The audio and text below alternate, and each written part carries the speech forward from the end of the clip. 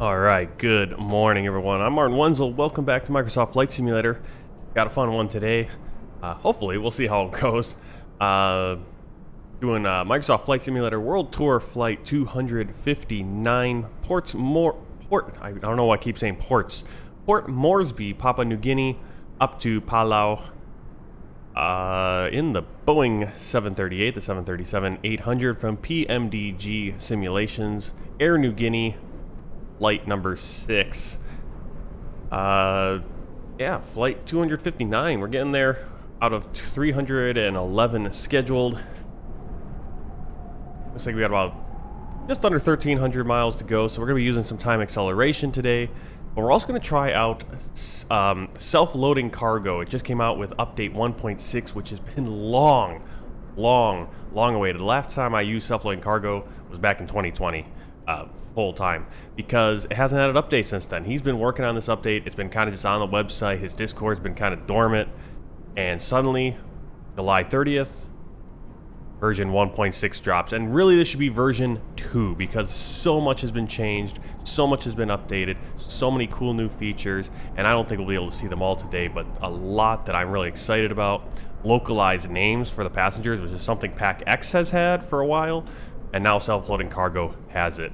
A ton of new interactions, so much that I don't know how I'm going to be able to actually do this flight and cover it. It recognizes when you're using time acceleration, when your sim is paused. I don't know if it can work during time acceleration. It doesn't look like it so far. We'll see what happens and how it operates with time acceleration. But I'm excited to just try it out and see what we can do with it. Probably on Saturday or next time I have off, or once I get a little bit more comfortable with it, we'll do a full flight, no time acceleration, maybe an hour-long flight where we can really dive into this stuff. But I think we'll be able to get a good feel for it. It's I'm really excited. He's fixed the issues with the doors in Microsoft Flight Simulator. Basically, this was a huge update in the works, and so many features, and really excited to get into it. So let's get the plane started. Let's get things going, or at least let's get self-loading cargo. So it's right there. Whole new kind of layout. Used to be very simple. Now he's got to kind of get these borders and everything. We'll click on self-loading cargo, and hopefully everything will work properly.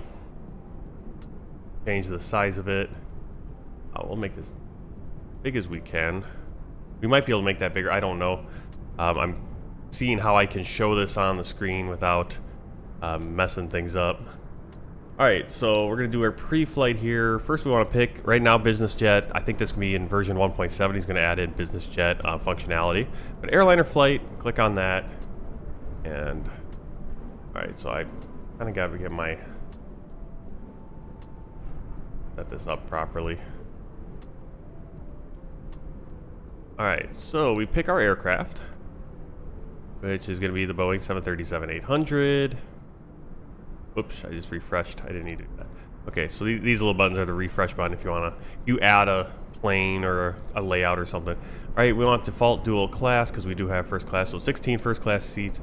Unfortunately, this doesn't match exactly what PMDG has. So what we could do is we could make our own. We'll just go with this, not the end of the world. Obviously in the PMDG we only have 12 first class, and then I think we have 160 economy. Okay, just got a message. I have the whole day off. I didn't mention that. The reason I'm streaming is because I wasn't going to go into work until 1 today. Well, now I have the whole day off. So maybe we'll be able to do something later, but maybe I'll be going to the state fair with the family now.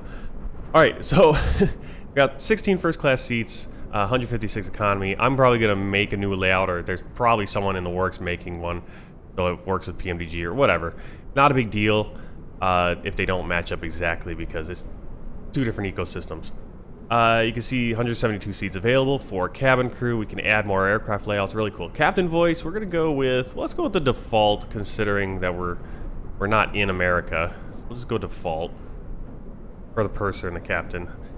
I think that's more. You can, obviously there'll be more voice packs available. You can create your own voice packs. There's a lot of customization. Same with the sound pack. Let's see. All right, so we set up flight plan. Okay, so this is gonna be kind of annoying that it's gonna keep just kind of bouncing around on my screen. Make that what I probably should do is I should just show my display, but we'll try this and it might be annoying. Alright, so we're gonna go ANG for the airline. Well, actually, airline, I think we put in Air Niugini. I think we put in the airline name. Flight number 6. Passengers, we can actually go right here. Why can't, oh, here we go. Import this in brief. There it is. Okay, now I don't know if you want to have that. Oh, okay, yeah, it says enter it with the call sign and everything. 148 passengers, luggage weight. We got our airport, we got our cruise. Current simulator time. Now, this is the departure time that's in the sim brief. What you can do that is you can obviously change that. I'm going to just go plus 5 minutes, which is going to take forever, but it also adjusts the arrival time then. That's set up.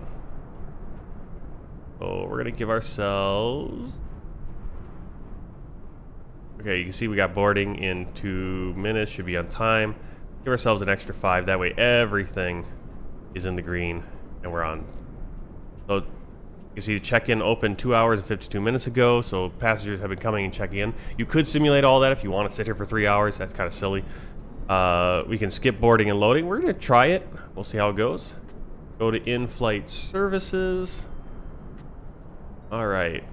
So we're going to go standard, medium haul. I don't know, you know, we have luxury, we have low cost. We'll go standard, medium haul. Long haul, does that change anything? Oh, it puts in a little cocktail. Let's do, I don't know if we're technically a long haul though, but we'll put long haul, why not? And you can see it adds in that alcohol flight service. Duty free, I don't know why duty free isn't, because there's always duty free, isn't there? You can make a custom one also. A lot of options. Every 5 hours. Okay, so duty free is every 5 hours on that custom. I would figure there'd be a duty free on this flight, but I guess not. You can pick your Wi-Fi. So we'll do satellite. We'll give them a little Wi-Fi here. I don't, you know. And then boarding protocol you can choose. Let's do higher classes first. Do class by class. You could do it just, it goes in order by seat. And realistically, it's more by class or by zone anyway. So sometimes people are stepping over each other. Time zone intelligence, so it's apply, but it is a work in progress. And let's start the flight. What happens here?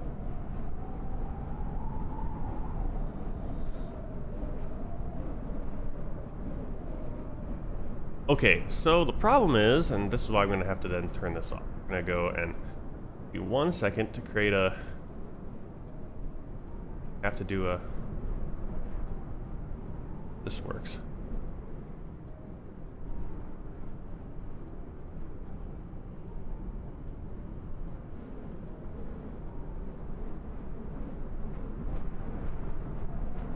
Okay, so what I have to do is I just have to go old school, like most people just show their whole display.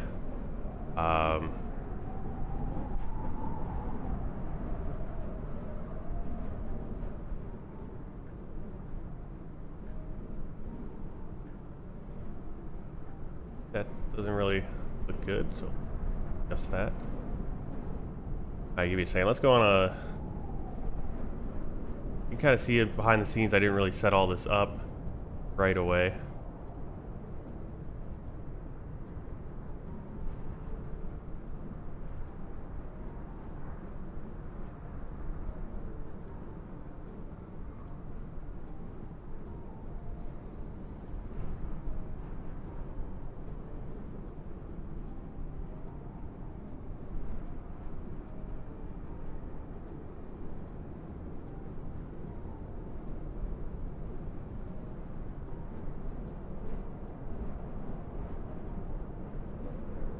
Should have had this kind of thing set up before, but didn't.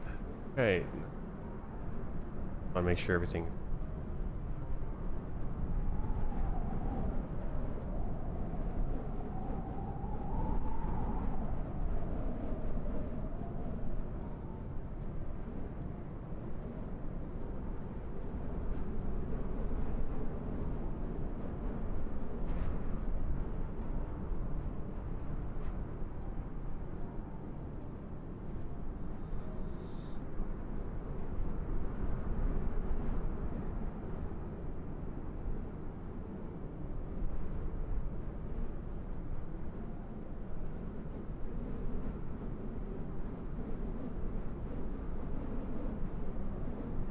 Hey, there we go.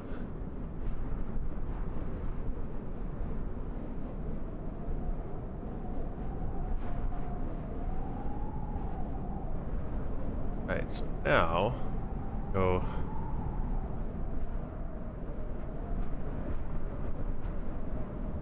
There we go. So here's self-loading cargo. You can it only controls. Each one has its own control for making it bigger.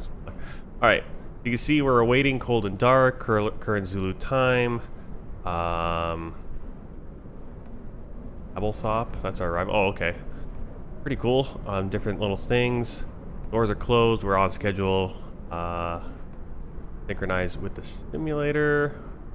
So whatever we do in the simulator is going to open the doors. Pretty cool. We'll see how GSX works with it also. And let's go inside the plane and get things started.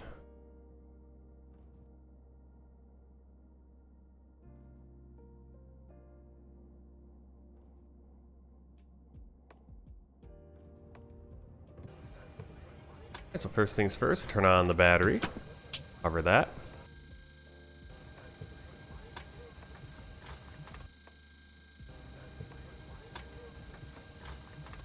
Oh, we need to turn on the brake. That's what. Okay.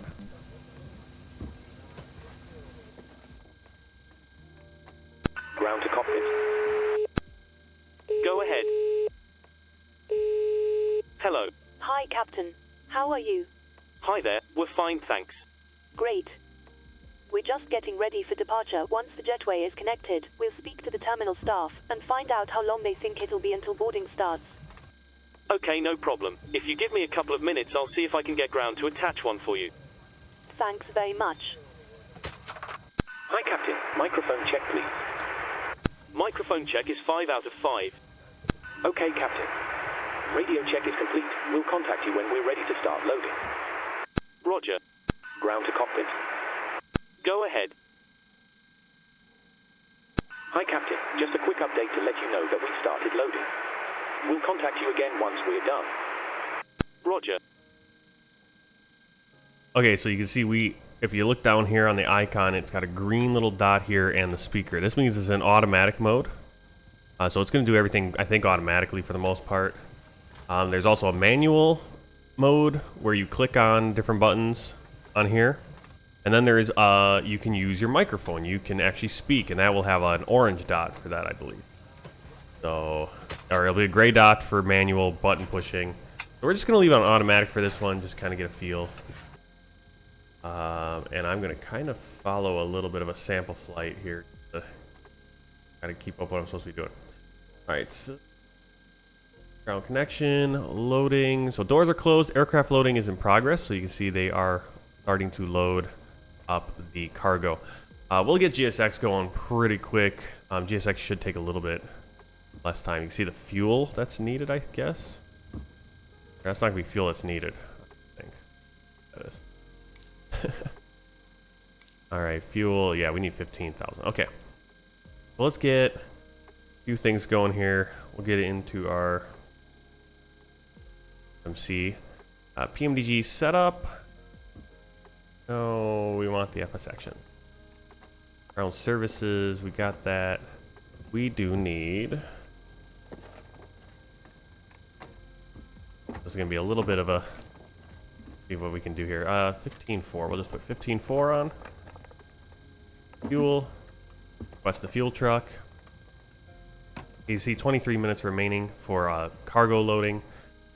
And we'll start getting the passengers. So you see 148 passengers are waiting to load. We're expected to depart in 20 minutes, so we're a little late. Really no way to change that either. And that's the way it is. Sometimes flights are delayed. Oftentimes flights are delayed. So, all right, we got the battery on and guarded. Electric hydraulic pumps. Close this for now. Up. Ground power on. Turn off these lights.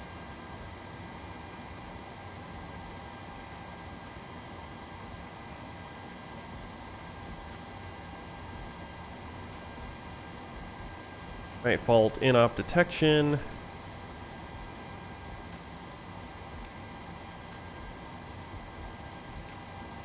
Overheat fire detection. Extinguishers.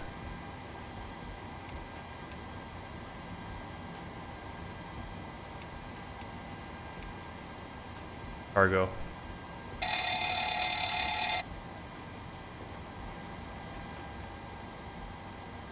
Get more lights on.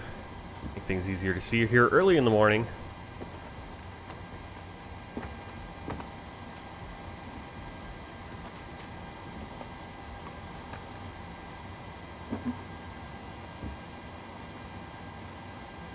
You can hear the cargo being loaded. You can hear that noise. I wish there was a way. I think 1.7, maybe 1.8, he's going to be working on GSX integration so that the two can work together. We'll see how that goes. We'll request a boarding now. Boarding requested.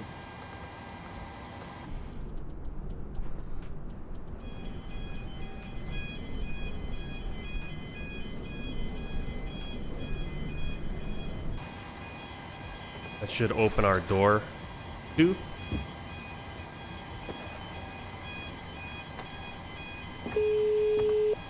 Hello. Hi, Captain. We need a jetway to be attached before we can speak to staff in the terminal about boarding the passengers.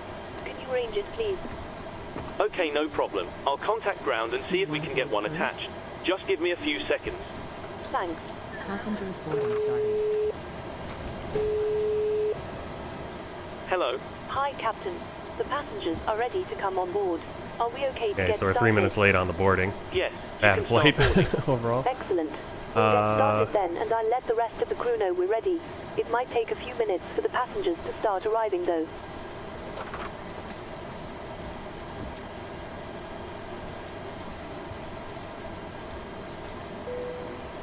All stations are about to start boarding.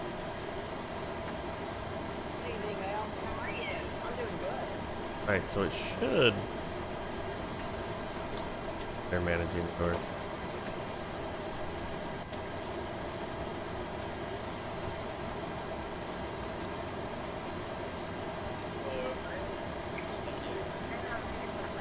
Good evening, ma'am. How are Okay, now we can see passenger boarding. We got a boarding delay. You can see here delayed boarding. We got 18 minutes for that. Kinds of little stuff about flight.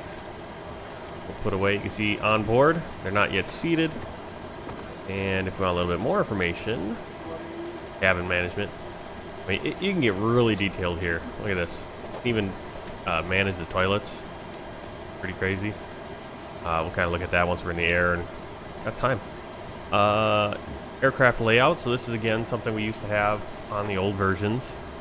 Nothing majorly new here, but we can see the passengers coming on first class, walking in.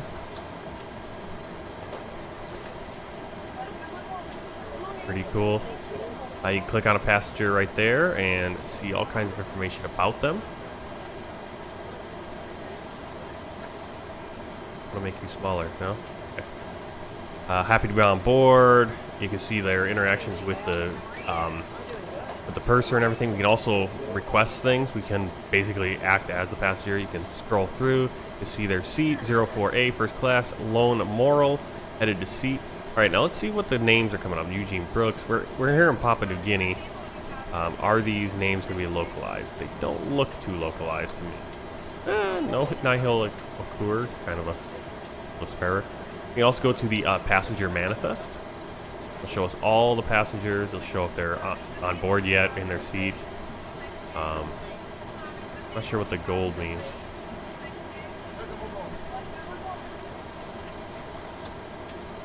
Oh, okay, these are their perceptions. Most people are like, this is a bad flight because I'm late. You can see one guy, he's already gotten on, so they're loading by section. You can see their checked luggage, their carry-on luggage, a ton of stuff. What they're doing, reading a book, reading a magazine, listening to music. Looking at the names, not really localized, it doesn't look like to me. So I'm not sure what's going on with that, but Pretty cool. Male or female. ADT, I'm not sure what that is. Adult, okay. So adult. Unaccompanied minor. Pretty cool. Look at that. So there's a lot of stuff in here. So if you don't already have this, this is really cool. If you want to add another aspect to your flight, I think it's really cool for longer flights too.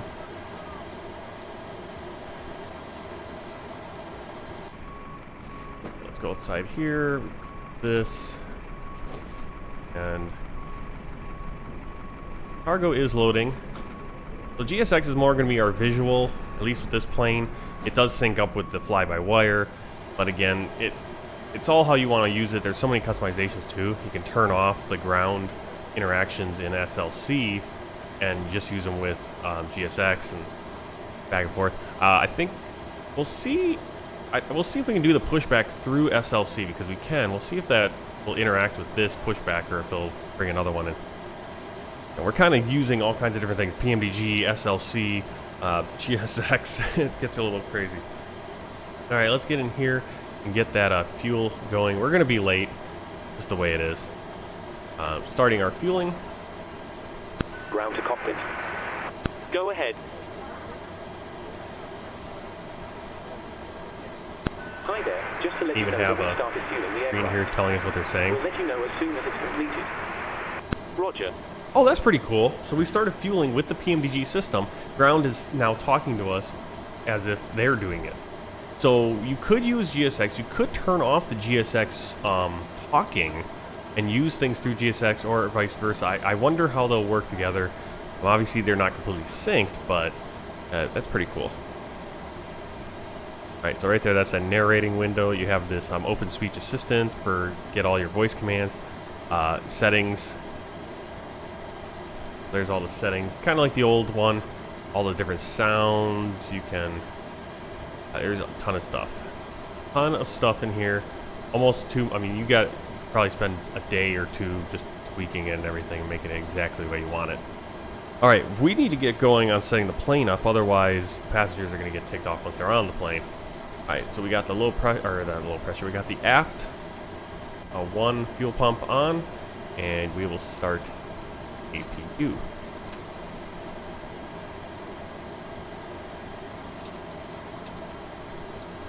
Actually on. Those emergency lights. Seatbelts on auto.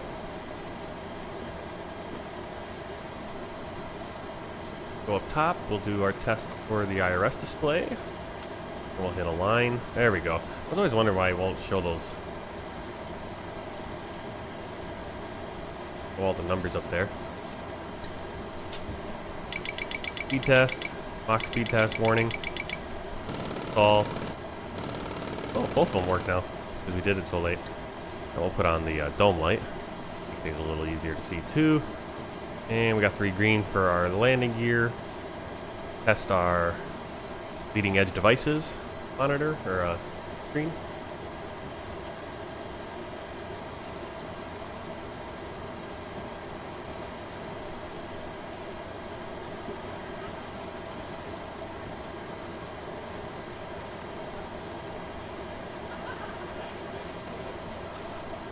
Alright, so today we are doing Alpha, Yankee, Papa, Yankee.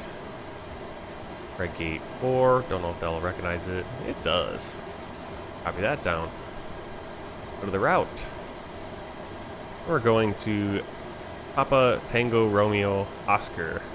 Flight number 6. And let's get our clearance today. Jackson Tower, Niugini 6, Gate 4. Request clearance to Babel 12 with information Delta.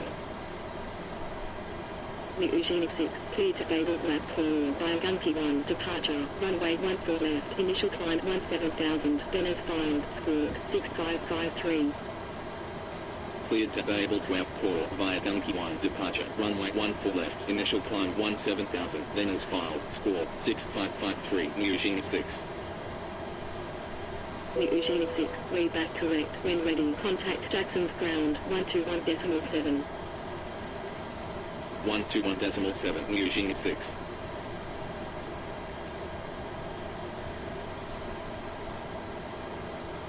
keep those.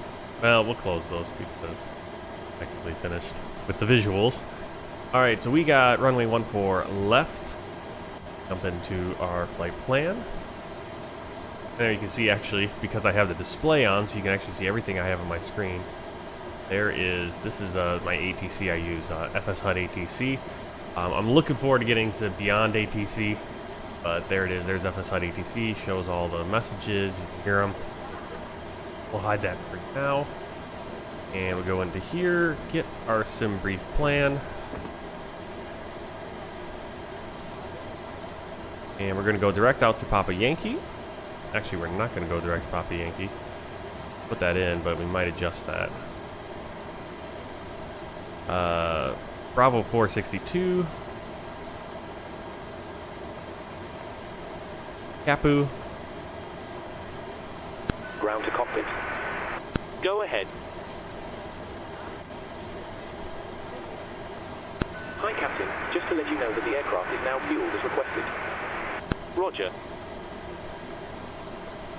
Alright, so we should be fueled up. We'll check that in just a moment. Mike 756. Romeo, Oscar, Romeo. That's VOR for Palau. And we'll hit activate, execute. Departure. 14 left. Gunky 1. Execute. Go to the legs and check that out. Goes to Gunky. Oh, Papa Yankee. There. How that looks.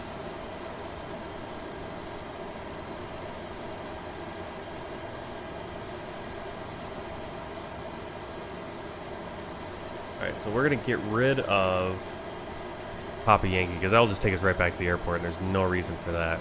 Go from Gunky to Emperor. They gave us that departure route.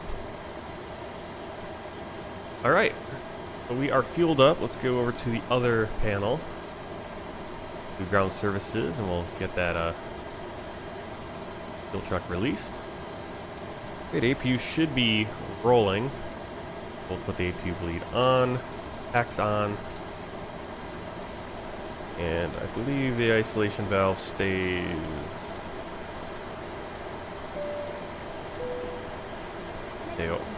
They open it.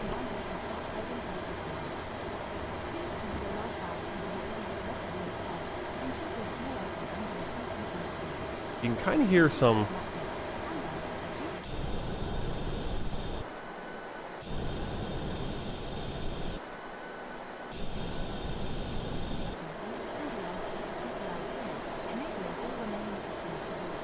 Kind of hear announcements. I have it set that it muffles them because when I'm in the cockpit, but it doesn't seem to when I go into the cabin to let me hear. All right, so doors are still there. Seatbelt sign, we don't need that on yet. Passengers, you can see, I think we probably have them all on board. I'm getting bored. I'm glad it's not raining. Okay, management. No, we want this one. Alright, so we have 124 on board, 117 seated, so we're still waiting. Slightly negative overall experience. 6 minutes remaining on the cargo being loaded. We have 35.57 for cargo. If that matches up with our what we have for our performance. Back in here. And route, perf init, 0 fuel weight. Bring up the assembly plan again. Alright, so alternate or reserves 5.2, cost index of 59, and our cruise today is 340. Execute, transition altitude 10,000, it's saying.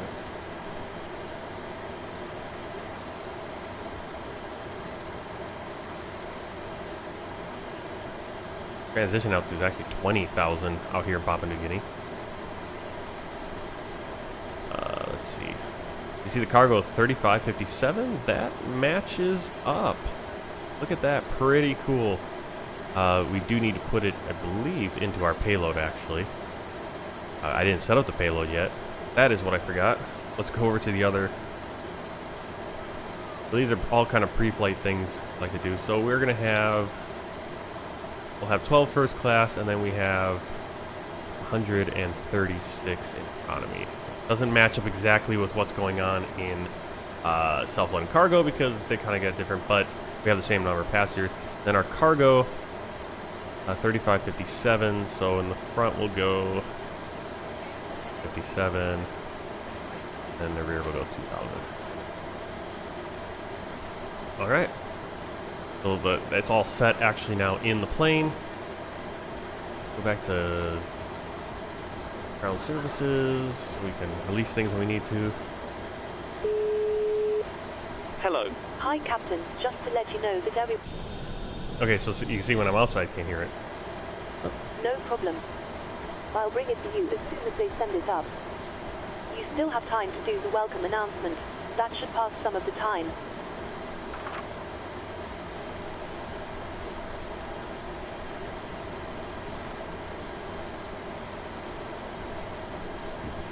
Okay, so I think I can either call out the announcement or I can do this. So we'll click this. Now it is on automatic, so I think it should just do it on its own. But I could do it by microphone. We'll do it by PA, or Good morning from the cockpit. clicking. This is your captain speaking. I'd like to welcome you on board this morning's flight. I hope you're all well. We're currently preparing for departure up here in the cockpit and thought we'd say hello while we finish entering the data into the flight computers. We're not anticipating any delays, so we hope to be underway very shortly. The cabin crew will start securing the cabin once the aircraft has pushed back from the stand. As we make our way to the departure runway, please make sure you're seated and secured as they make their way around the aircraft. The weather is looking good, so it should be a nice, comfortable climb up to our cruise level. Once we're airborne, there shouldn't be any issue during our climb. It's a pretty straightforward departure out of the airport, so nothing to worry about there. It looks as though the en route winds are in our favour, so there shouldn't be any issue getting to our destination on time. However, we will keep you informed throughout the flight if it changes. The ground crew have finished loading the aircraft, so if you could get yourself seated and secured, we'll be able to get going straight away. Thank you, and I hope you enjoy the flight. Okay, so there was the announcement. You can see we're supposed to be going 2 minutes. Oh, and probably get the press line here. Put the nav. All right, I think we're pretty close. We got our performance. Go to the N1. Up in the calculator really quick, and hopefully this is stuff that you can also, they sometimes do while they're rolling to the runway. Sometimes, not you. So we have a minute. Might be just our takeoff. Runway 14 left. Calculate. This is actually what's on your load sheet, and they actually provide this on the flight plan. These in real life a lot. You don't actually have to have a calculator. All right, so we're gonna do a 26K takeoff, and that's all good there. Takeoff is going to be flaps 10. Then center of gravity is going to be 23.2, trim 4.47, and plane is giving me slightly higher V speeds. It actually might be because I don't have the wind in over here. Wind is 140 at 15 knots. That adjusts things. 150, 150, and 156. A little bit higher than what I have on a calculator, but that's all right. And let's get those seatbelt signs on. And we actually should be ready to go now. Ground to cockpit. Go ahead. Loading has been completed. We're sending the load sheet up to you now. Alright, so we're just waiting for that load sheet. Push back once you're closed up and the beacon light is switched off. Roger. Okay, waiting door closure, so we'll go over here and close the doors. Actually, I don't want to use... Hello. Hi, Captain. Okay, we've received the load sheet from ground. There's the passenger count, the crew count, and the total souls count. Plus yourselves, of course. Thanks a lot. Okay, looks like we're all set to go whenever you're ready. Great. I'll make the call to remove the jetway and you can close the doors. No problem.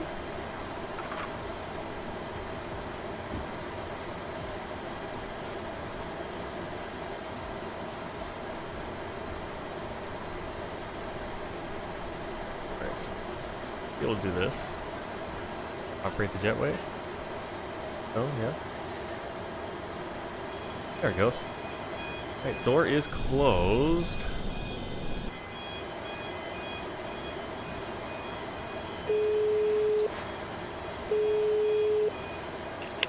Hi.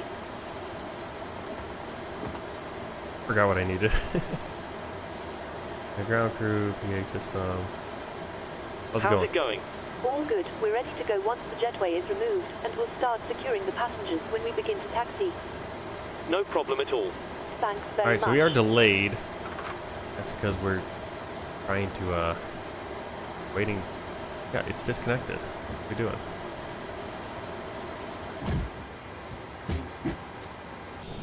Ah, okay. So it has to do it within SLC, which is a little weird. That might be something you can change.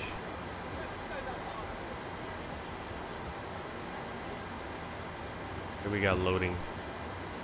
Here. Are we ready? Is the question. Because I'm ready.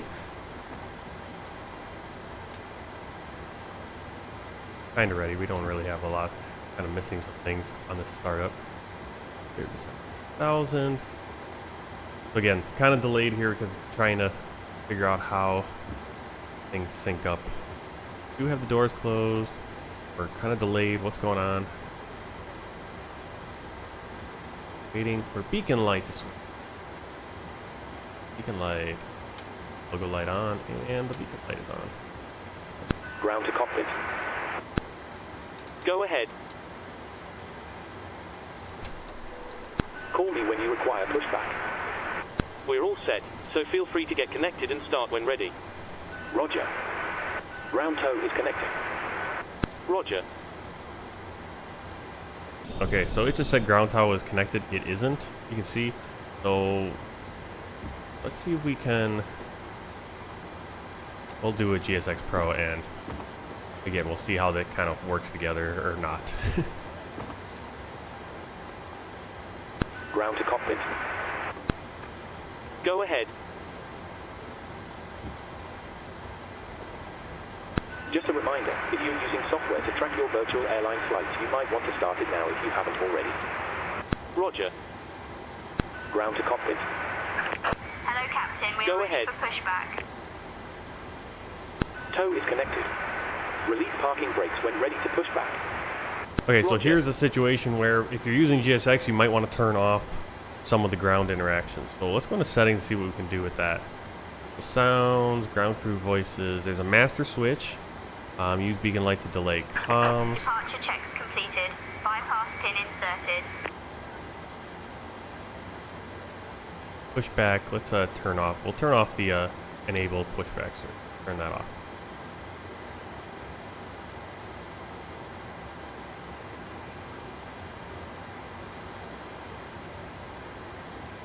We'll turn that off because I'd rather have the visuals.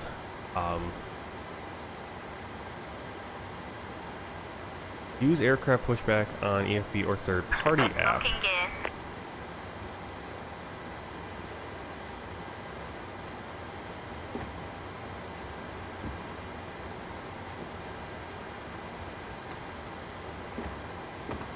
Okay, let's see how that works.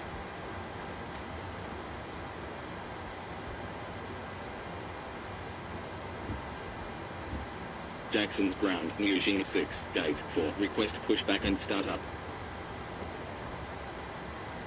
Niugini 6, pushback and startup approved. Pushback and startup approved, Niugini 6. Alright, gonna push back to the left.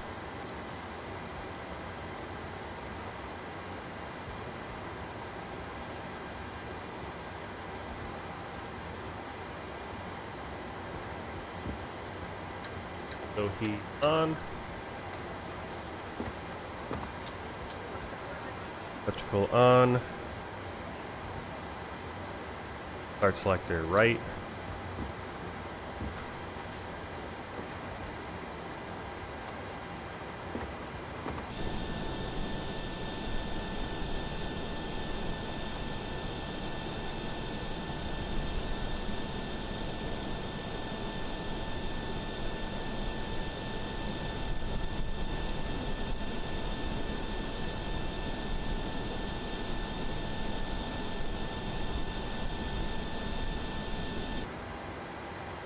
That ground power.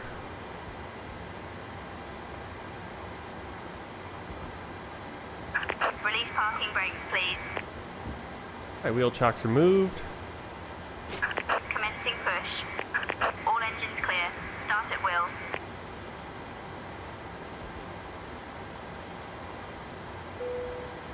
Cabin crew, please arm doors.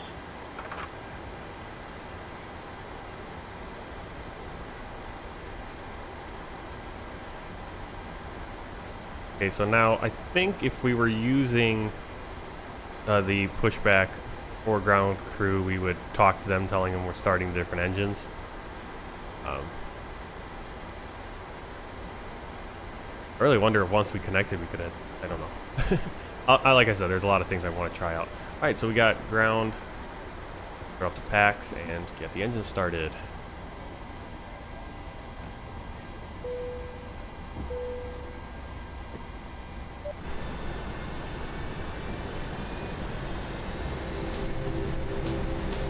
Ladies and gentlemen, we now ask for your attention while we take you through the safety procedures on this aircraft. That's weird how the safety announcements when you're outside the plane. Oh no, no, it went away. Too bad that when you're in the cockpit, or when you're in the cabin, you can't hear the because it is playing a safety brief right now. You just can't hear it. See? It is playing a safety brief. Can't hear it because I have it muffled because I'm in the cockpit. Not go off in the grass. We not go off in the grass. Please set parking brakes. Gonna turn me more. Waiting your confirmation for a good engine start.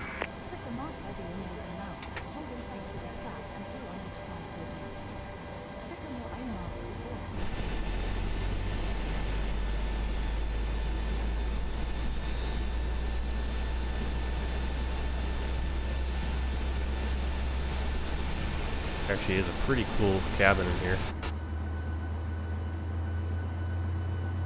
Air Niugini delivery.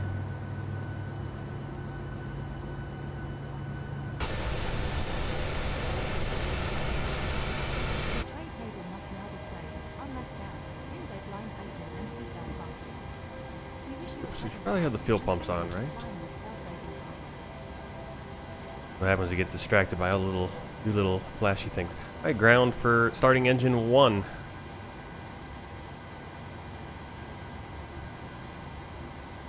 We have a good engine start. So again, not using cockpit to ground. maybe next flight. I should have just done it this flight. I should have just gone, hey, let's just do all SLC. Maybe we'll do all SLC. After this, we'll do SLC. It would have been actually nice to see what the pushback would have been. And maybe once you connect GSX, then you can let SLC take over because you'll have the visual. I don't know. Yeah. Ground crew, you can use SLC mode. Okay, gives you options there. Unlocking gear. See, we are a bit late. Hi. I'll call you Sorry, back. can I call you back? No Tow problem. truck disconnected. Bypass pin removed.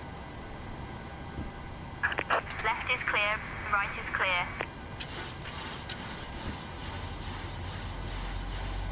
Alright, let's get on this flight. We've been taking a long time just playing with SLC here.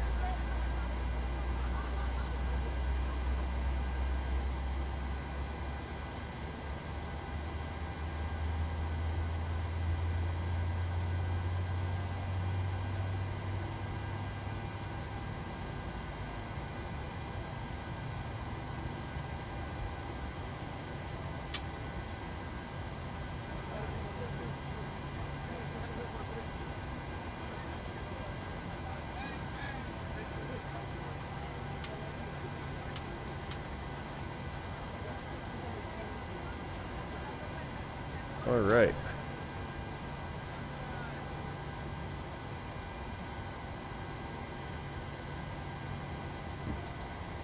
Generators 1 and 2.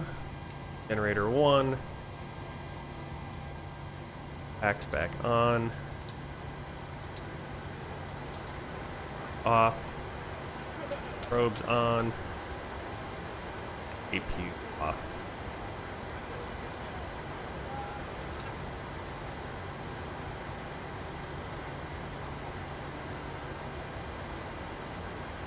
Alright. They were set on that.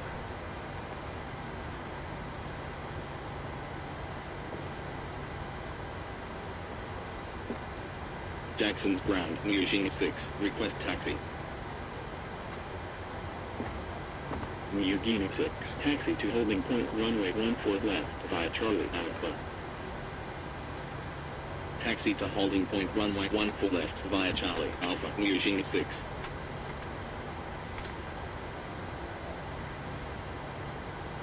Okay, ready for our taxiing. Got our flight controls.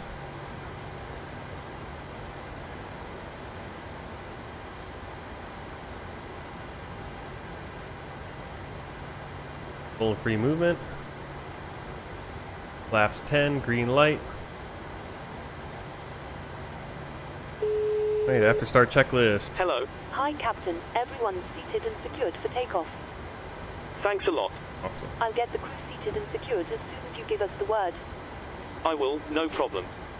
The parking brake is off. Roger. Tow is attached. Steering pin is inserted. Stand by while we start pushback. No. Please release your parking brake. No. Okay. Roger. Alright, we don't want to have that on. Off, whatever.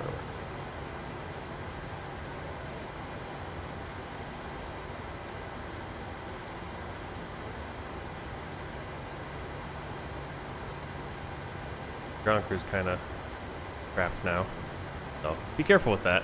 Alright, we're ready to taxi. Go.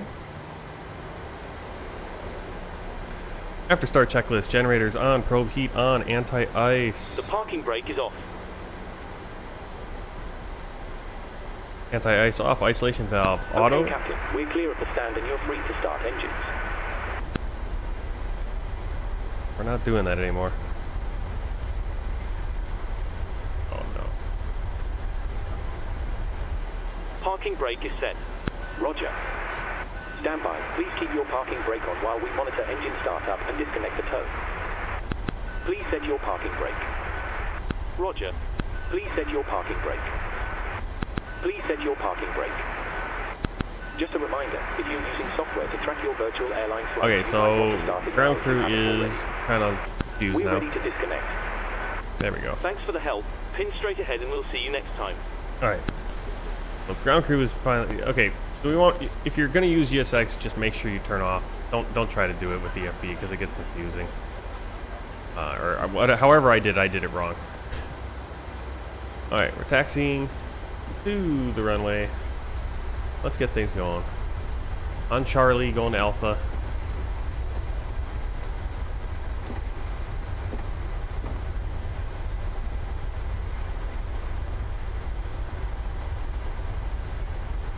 Definitely behind schedule.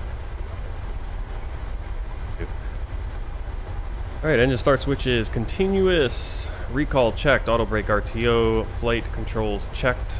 Ground equipment clear. Taxi lights are on. Runway turn-off lights on. Whoa, we are really cruising there. Get a bad grade on that.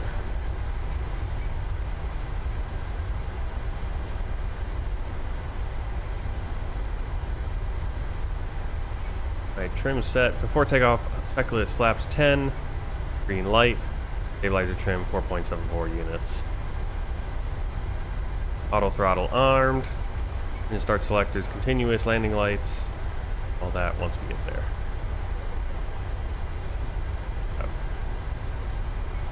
I get a...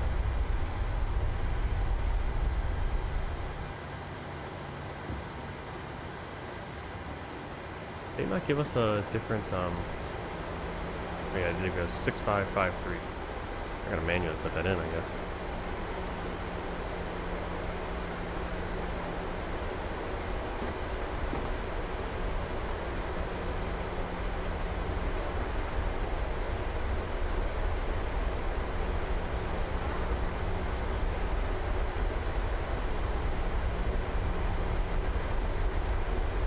Niugini 6. Contact Jackson's Tower 118.1. 118.1 Niugini 6.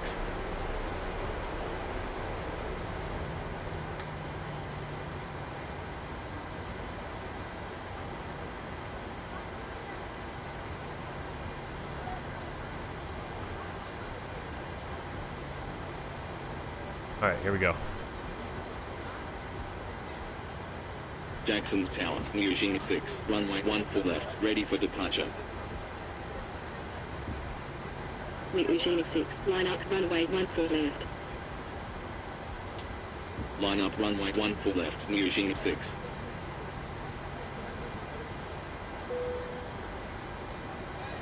Cabin crew, please take seats for takeoff.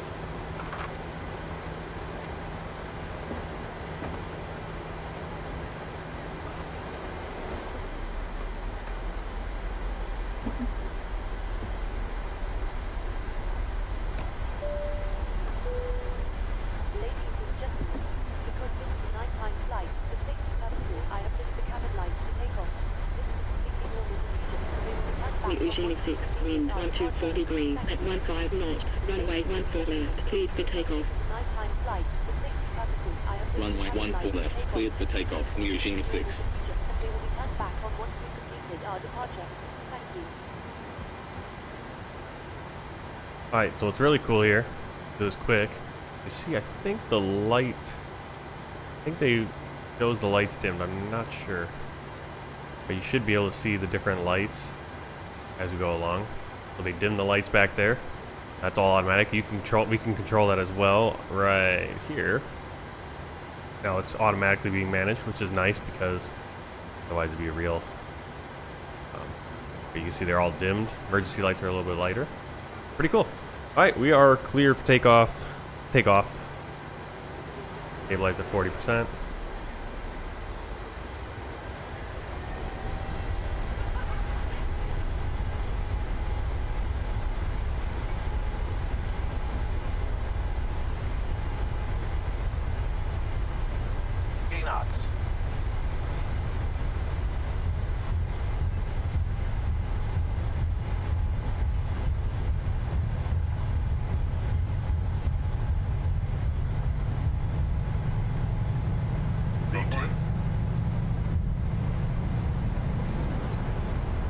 Positive rate of climb. You're up.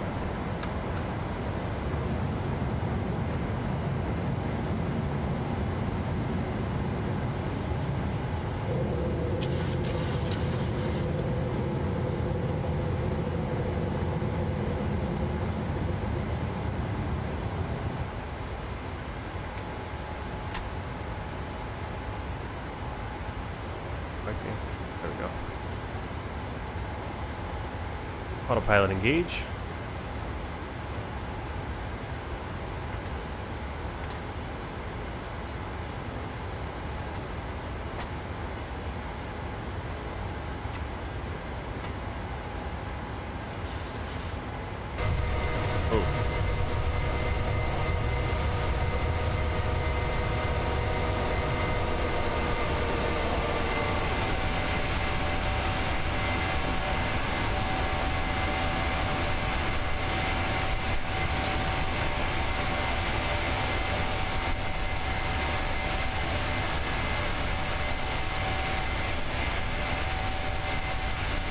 Niugini 6, contact Moresby radar, radar 9.3.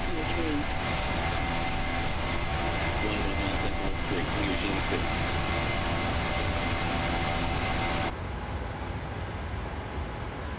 Moresby radar, Niugini 6, Donkey 1, departure at 3,500, climbing 17,000. Niugini 6, radar contact, continue climb 17,000, QNH 1016. Continue climb 17,000, Niugini 6.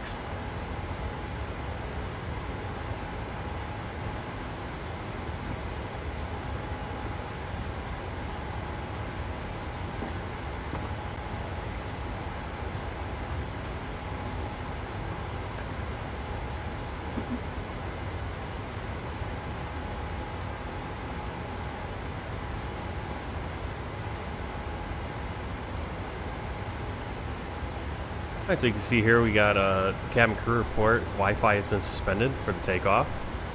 We got purser heading. I mean, it gives you everything. Purser's heading to the intercom. Cabin crew very busy. A lot of little stuff there. No medical issues. Nothing to report.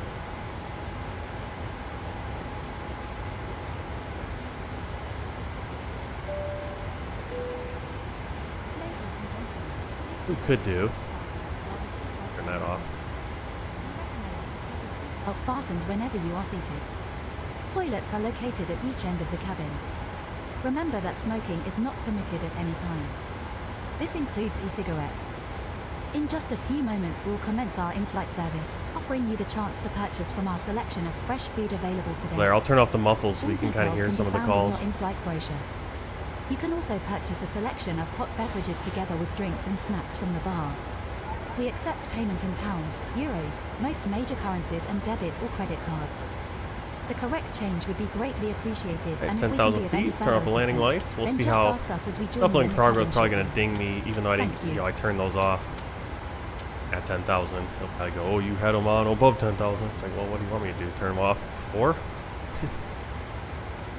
Alright, so we're climbing to 17,000 feet. Got the full moon just behind our pylon at this point.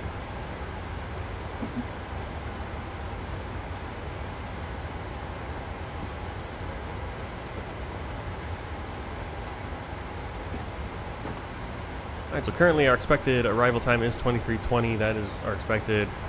It's saying we're on time right now. We'll see how it goes. Currently, passengers are not too excited with the way the flight has gone so far. You can see it's a bad flight.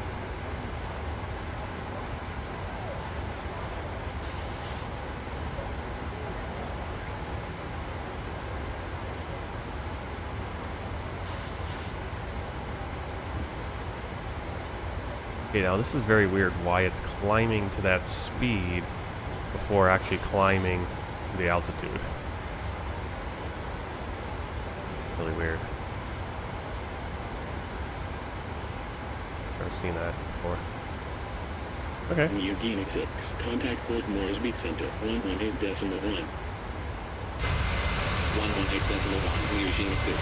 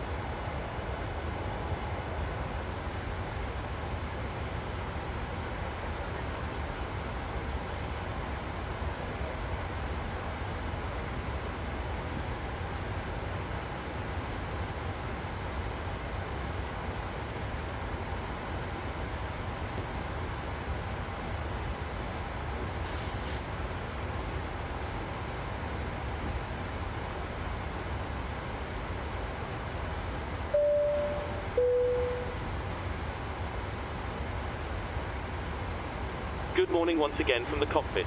I hope you're enjoying the flight so far. We're currently climbing up to our cruising altitude, so I thought I'd give you a quick update. We're expecting to arrive on time as planned. Progress is going very well. You'll next hear from me just before we start our descent. I'll be sure to keep you updated if anything changes, but in the meantime, please feel free to relax and take advantage of our onboard facilities. Thank you.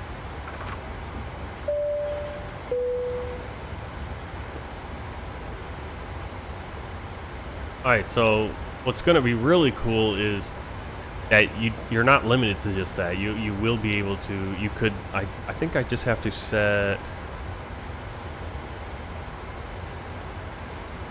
what do I do? I think the middle mouse button.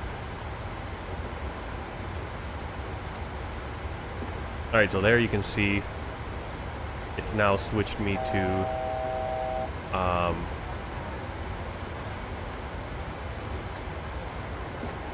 different things I can do. And it even gives you a little thing here give me a tips on what you could say. I could say SLC toggle flight information window. Whoa, look at that.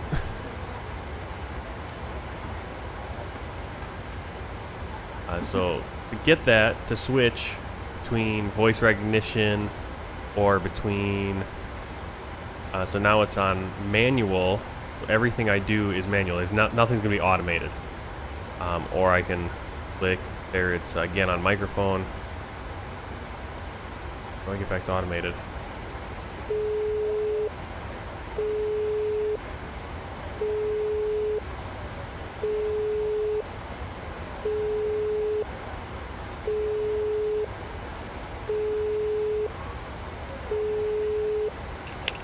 Hi. All right, we contacted. Captain. Can I call you back? No problem. All right, so how do I get back to it being automated? Ladies and gentlemen. Ladies and gentlemen. In a few minutes we will be starting one of our in-flight movies. If you require headphones, please contact a flight attendant and we'll be happy to help. For those of you who brought your own, you can plug them into the armrest to the side of you. Tune to channel 6 on the in-flight entertainment system. Thank you. In a few minutes we will be starting one of our in-flight movies. If you require headphones, please contact a flight attendant and we'll be happy to help. For those of you who brought your own, you can plug them into the armrest to the side of you. Tune to channel 6 on the in-flight entertainment system. Thank you. Okay, so I don't know why they had us contact.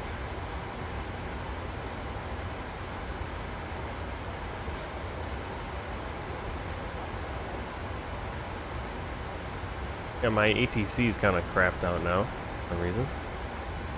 So we're gonna, for some reason, it decided to stop talking to us.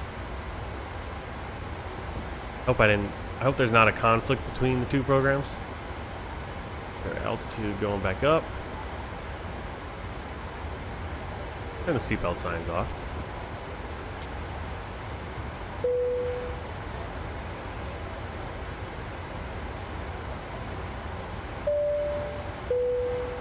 Ladies and gentlemen, the captain has turned off the seatbelt sign, so you are now free to move around the cabin. Okay, you can see all these are being automated. We recommend that you remain seated with your belt fastened at all times during the flight. Thank you. Ladies and gentlemen, the captain has turned off the seatbelt sign, so you are now free to move around the cabin. However, for your safety, we do recommend that you remain seated with your belt fastened at all times during the flight. Thank you. Ladies and gentlemen. Ladies and gentlemen. We are about to start one of our in-flight movies. If you'd like to watch, please plug in your headphones and select channel 18 from your armrest remote. Thank you, and I hope you enjoy the film. We are about to start one of our in-flight movies. If you'd like to watch, please plug in your headphones I don't know why and they select say it channel twice 18 from your armrest remote. Thank you, and I hope you enjoy the film.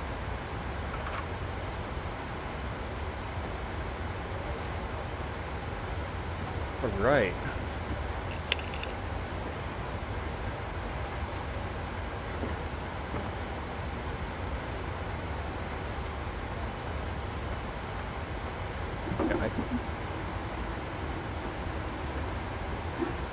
The weirdest climb I've seen, where it's really slow burn up.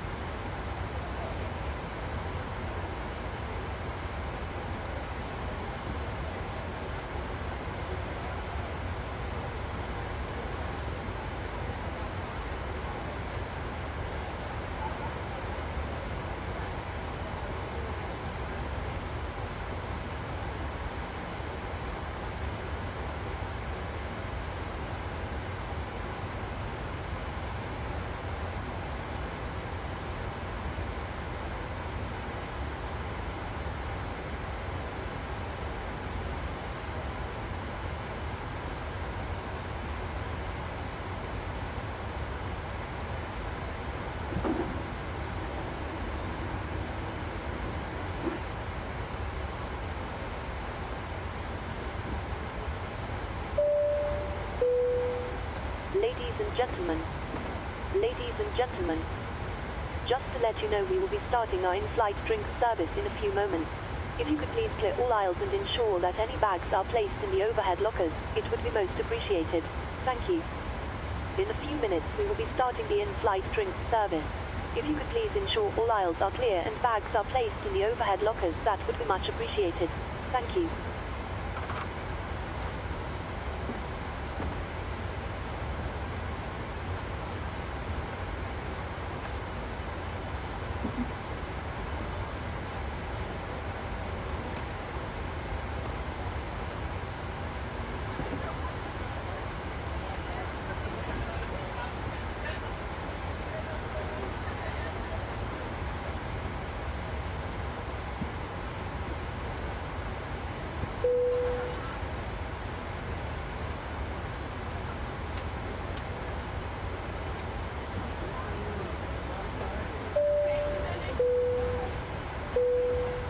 Cabin crew, please be seated.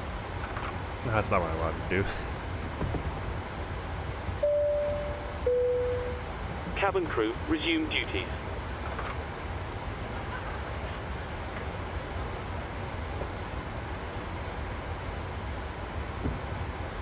I know. I'm trying to figure out how to get it back into automated mode.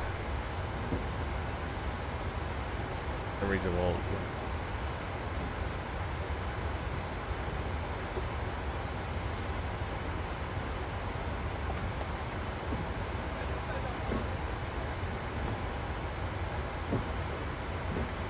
Port Moresby Center, Niugini 6, Donkey 1 departure at 12,100, climbing 17,000.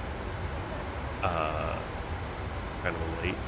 Niugini 6, radar contact, continue climb flight level 340.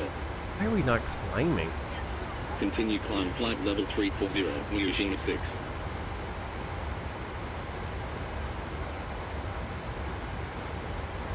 They're doing climb out.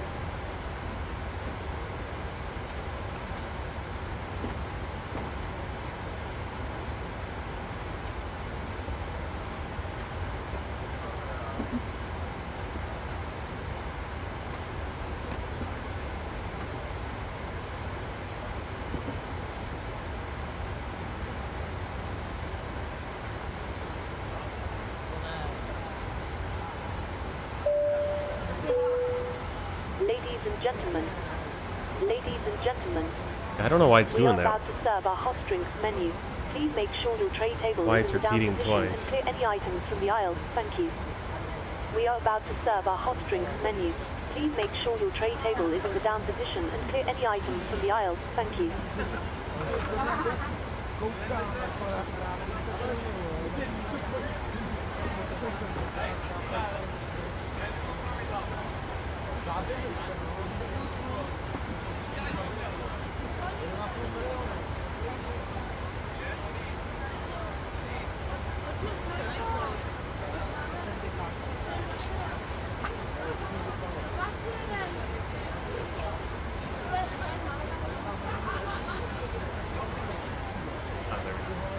Alright, so the switch between your clicking, you can either do the manual clicking or you can do automatic if there's green.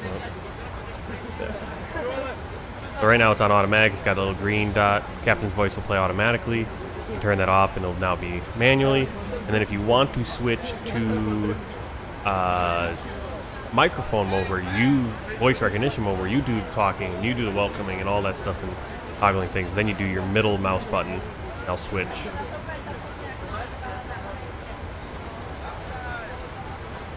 We'll keep it on automatic.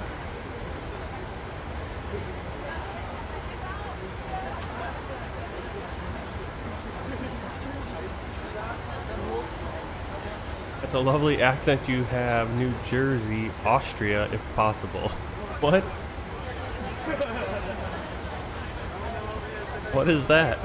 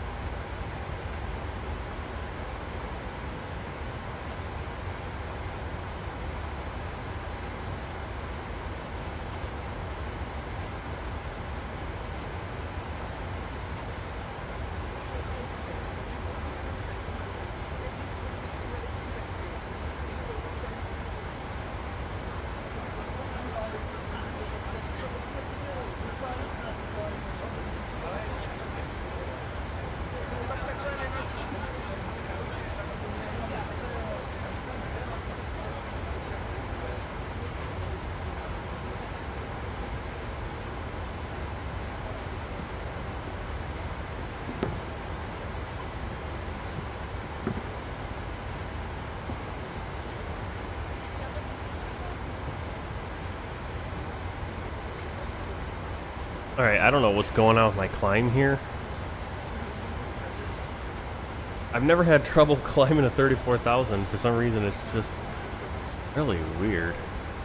I also feel like if plane wants to get to 0.79. They got up there, but then the climb rate is so slow. I don't get what's going on with it. Really weird. I don't know if we're just...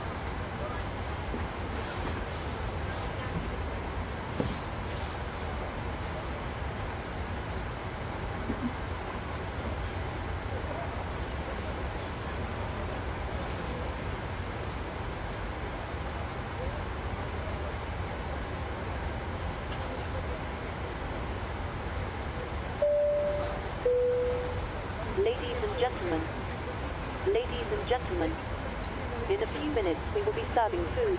If you could please ensure all aisles are clear and bags are placed in the overhead lockers, that would be much appreciated. Thank you. Just to let you know that we've just begun preparing the food service and will be starting service shortly. If you could please ensure all aisles are clear and bags are placed in the overhead lockers, that would be much appreciated. Thank you.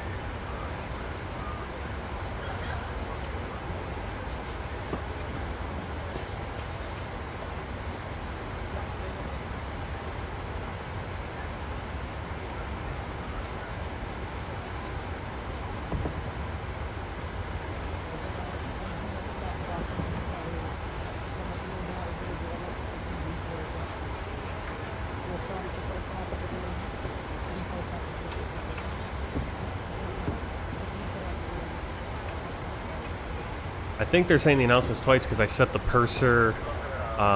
You can set the voice pack. You can actually have two voice packs. You could for bilingual announcements, which is really cool. I didn't realize that. And so I had it set to default for both, and I need to have it default and none. So I switched it to none for the second one, so we shouldn't get those announcements twice. But that's pretty cool. That what they'll do is, you know, hey, passengers, and then they'll say it. And that'd be really cool once people are making voice packs or creating your own voice packs to have that bilingual thing. That'll be really cool. Love it.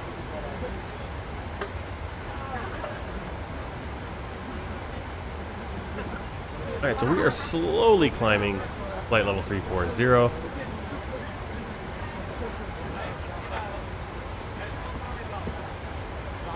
Let's do a few things, some cleanup things we should have been doing earlier, but kind of distracted.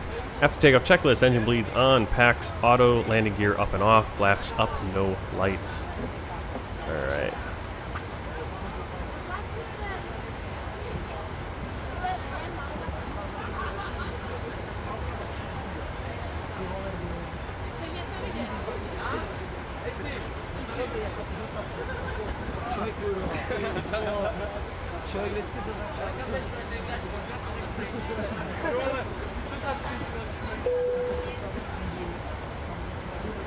Actually, I'm gonna put that on since we're doing.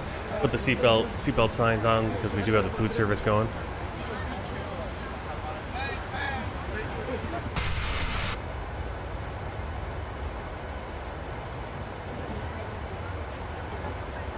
Now, the problem with this is that when you're in this camera view right here, you can't hear. It acts as if you're outside the plane, but when you're in the cockpit, so that's something. I wonder if you can adjust that. That's because when you go into the drone, but then you're actually in different camera views, it doesn't recognize it all. Well, a few limitations with the sounds. You can overcome that by just having don't have it muffled when you're outside the plane. It's all different stuff. Yeah.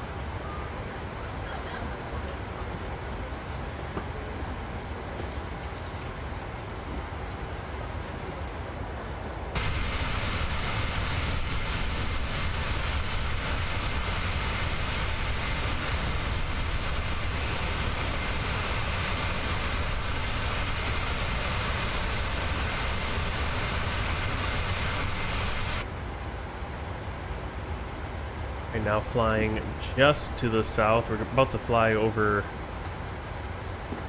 I don't know, but it's definitely an area of kind of a delta kind of area. Be down there in Papua New Guinea. We're just to the south of the island right now, headed on a north westerly course. So obviously the island is basically everything under the clouds, and then on our left is the ocean, Australia.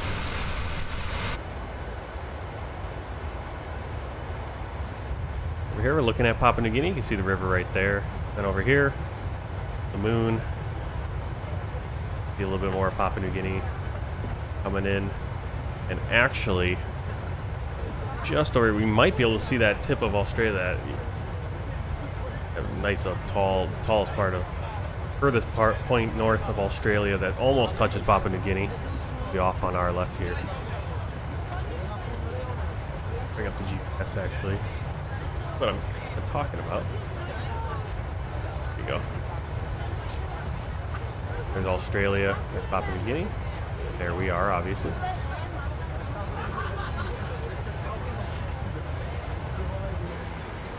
As the sun is starting to come into view.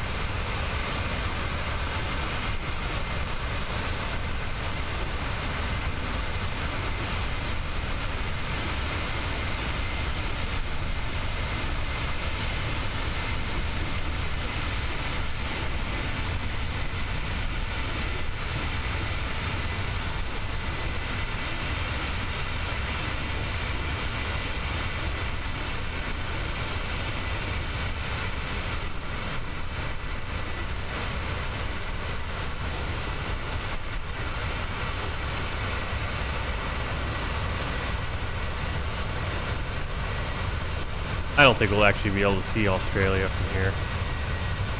But off on the horizon, we might be able to.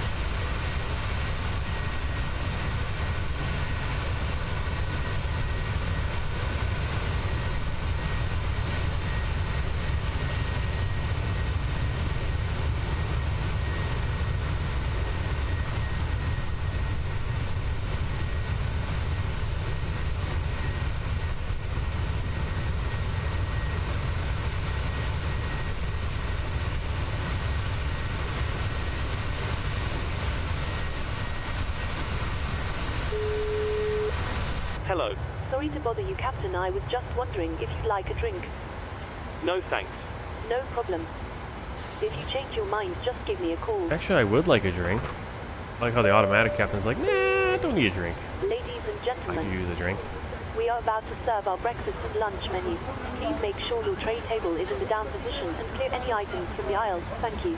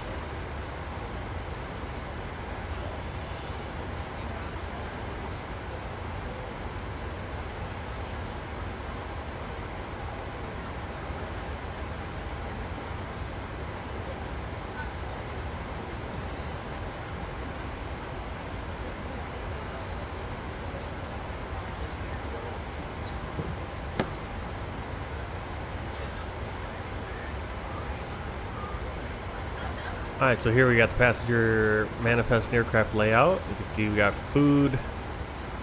Basically anyone with a purple seat. It's kind of hard to tell. You see the purple seats kind of. You can even see the little trays. Right there. The food service trolleys. As they start serving the rows.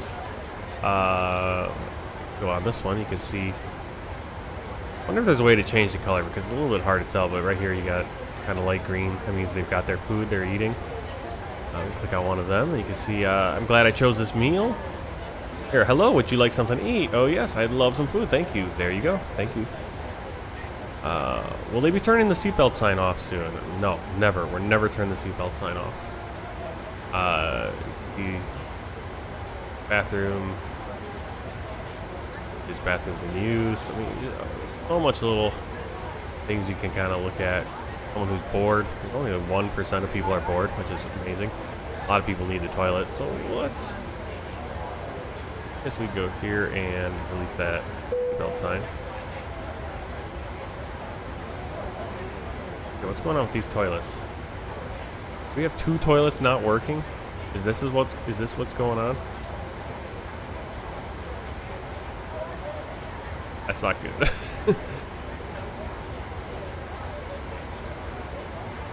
No toilets. So we have 2 toilets that are not working, it looks like. Okay, lights are all the way on. Wi-Fi is working decently. Currently doing the food service and the movie is in progress. See how far along it is.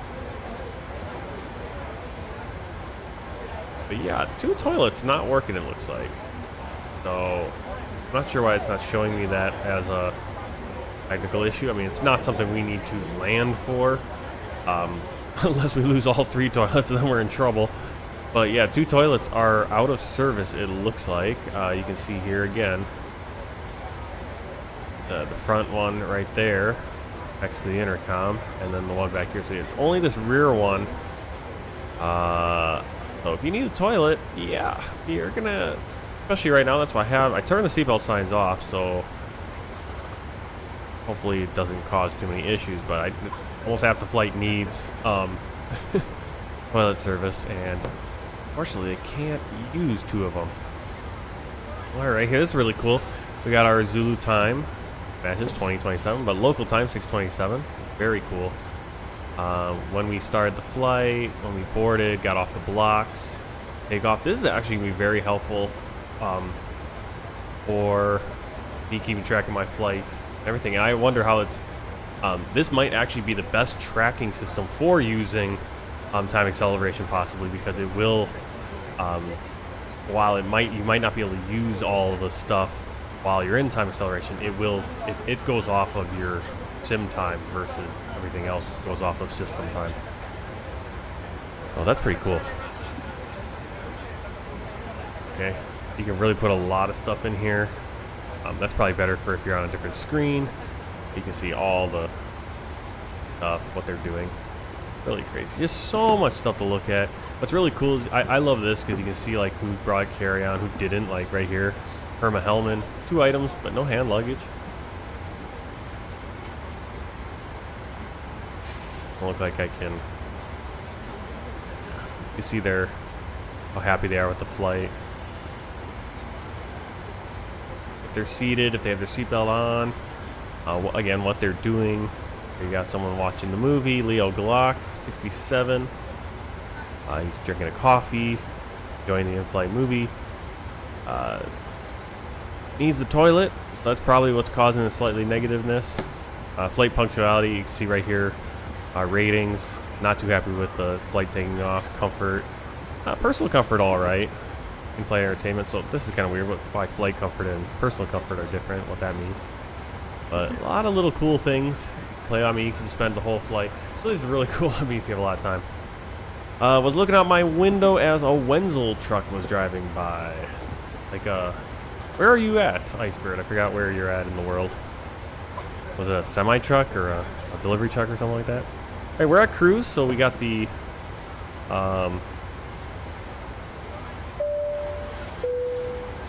Good morning once again from the cockpit. I hope all is well with you and you're enjoying flying with us so far. Just to keep you updated, we look to be making good progress and are expecting to arrive on time as planned. We'll keep you posted if anything changes, but in the meantime enjoy the remainder of the flight and I'll speak to you again once we're about to start. Oh, Austria. Well, there you go. That's why there's a Wenzel truck. I'm reading a book's got to be like 800 pages long, book on the history of the Holy Roman Empire. And I think Emperor Sigismund, his son was Wenzel, and he had Wenzel, king of the Romans, but he was kind of incompetent in terms of doing. I think he was, I want to say he was part of the Stoffers, or he was right before, or he was a part of the Luxembourg dynasty of emperors or kings of the Holy Roman Empire. And then pretty soon after him, I think that's when the Habsburgs came to prominence, and basically it was, I think, under the Luxembourgs where they were basically, where I'm reading in the book, I forget which emperor it was Wenzel's dad, Wenzel's father, basically started selling off all the imperial land so that the only people that could be the emperor, who could be elected and be viable emperors, would only be able to be people who had large dynastic lands that were there in their family only and weren't general imperial lands that just fell under the emperor. And so that's why later you see, and so the Luxembourgs held sway for a while because I think they controlled Bohemia as a like part of their dynastic land holdings. It wasn't actually imperial land, that only came to them when they were emperor, but they held that into, it was just hereditary. And so that's why you see later on, once the Habsburgs are in power, most of their land, I mean, they controlled Spain, they controlled Austria, they controlled a lot of land that was outside of the Holy Roman Empire itself, but also outside of the imperial land that you only get when you're the emperor. And so they were able, that's how they were able to basically make the becoming the emperor be a hereditary thing, because you need to have the finances to be the emperor. And if you don't have a lot of lands, because a previous emperor with this plan in mind got rid of all the sold off all the imperial lands, so that only people that had their own hereditary family holdings could hold that position, you were kind of out of luck. And that's why the Habsburgs ended up being the Holy Roman Emperors for, I want to say, the last 500 years of the empire's existence. from probably at least the 1400s, I would think. Because you had Maximilian I and then Charles V, that was the early 1500s. So somewhere in the 1400s, I believe the Habsburgs took power. And because they had their extensive family land holdings, they were basically the only viable candidates for the throne, for the crown of the empire. But yeah, that always gets me. It's like I'm reading it. It's like Wenzel, King Wenzel. I'm like, oh, there you go.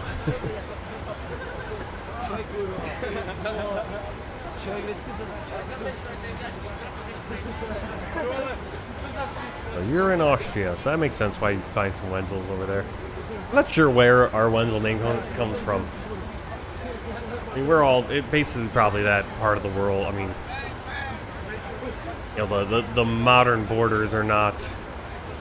The peoples kind of went back and forth. I mean, it was all part of the Holy Roman Empire,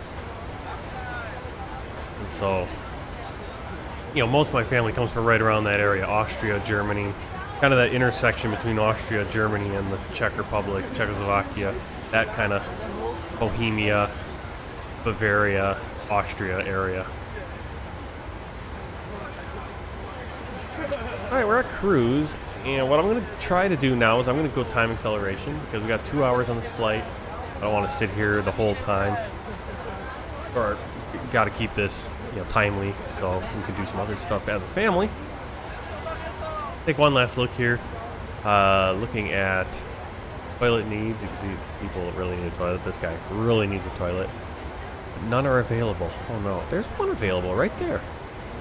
There's one toilet available. Is it not available? Don't tell me it's not available. It's available. Oh. Request to use toilet.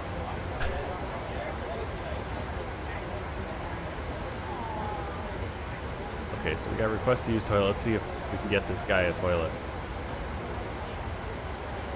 Let's see what we can do. Wi-Fi speeds are good. I'm glad Wi-Fi speeds are decent. Alright, he's moved on. But definitely needs a toilet. Who is this? Jesse Peltonen, 76 years old. He's relaxing. I wouldn't be relaxing right now. I'd be kind of like, I gotta go to the toilet. And it looks like... Oh, that's Emma McCoy. No. Where can you go? Okay, he is thankful for being allowed to go to the toilet. Ah, that's why, because the food service is out, so we can't get...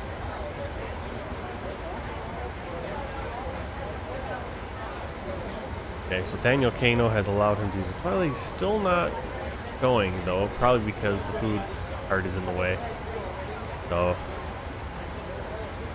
let's see if we can get Jesse Peltonen to the toilet, and then once we do that, we'll do some time acceleration here. I love this view right here. The mountains. They're in Papua New Guinea, looking beautiful.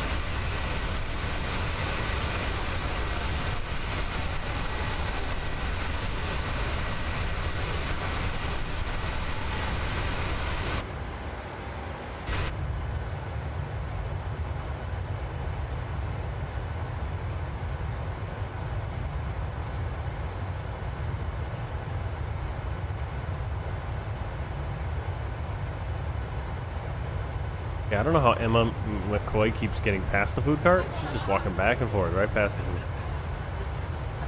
We got Alana Chu, Daniel Kano, and Christy Snyder serving food. We got Emma McCoy just zipping up and down the aisle despite the fact that there are food carts in the way. Unfortunately for Jesse Peltonen, he is still waiting in economy flight, or economy seat 25A.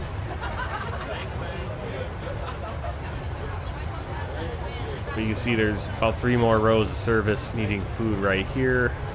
2 more rows getting their food in the back. And for some reason we have 2 toilets not working, which is a little concerning. See everyone who's eating. Kind of hard to tell.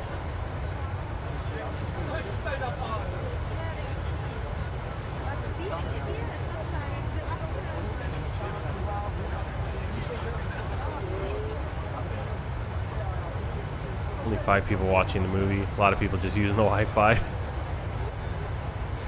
that the truth? Yes, sir. Oh, we got another guy up here. This is okay. If you're 76 years old, you probably shouldn't. They need to get to the toilet. So we got Melanie Ruiz and Jesse Pelton. So they need the toilet really bad. A lot of other people need a toilet, and we're down to one toilet, so this is gonna be a really nasty flight. Unfortunately.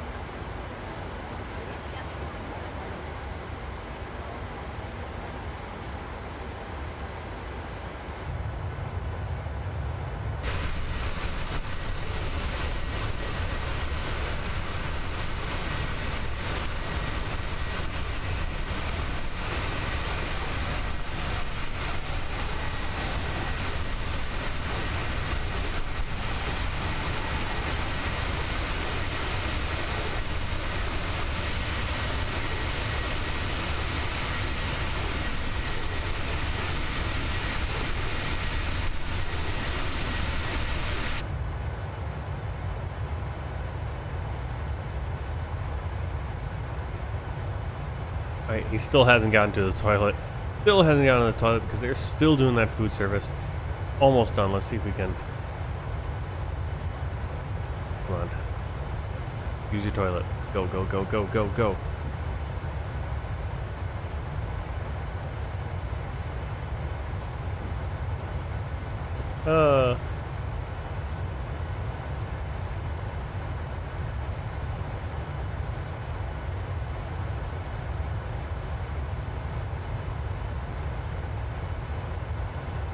There's a toilet available.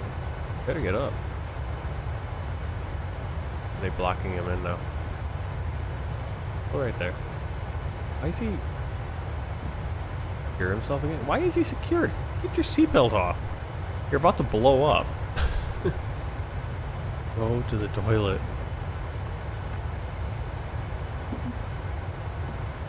Or seat... I mean, the seatbelt sign's off. Guy, I don't know.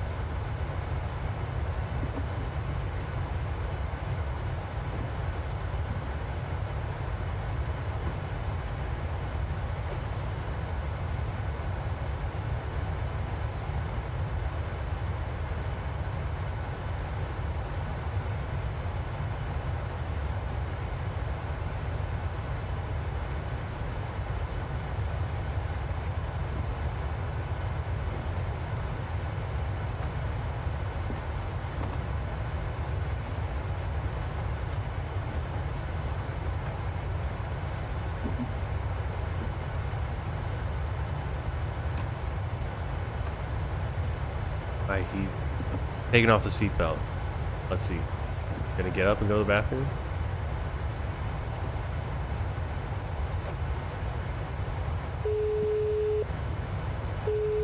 Hello. Hi, Captain. I was wondering if you'd like anything to eat.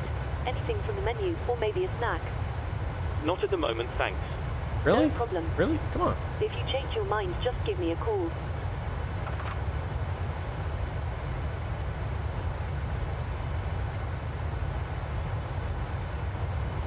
I mean, I don't get why they're not going to the bathroom. Are there no toilets available? None are available. None are available. This one? Alright, what is going on here? We can go into our management window. No more services available there. Toilet, we're out 2 toilets. We have toilet 0. What is this, not a real toilet or something? I don't know.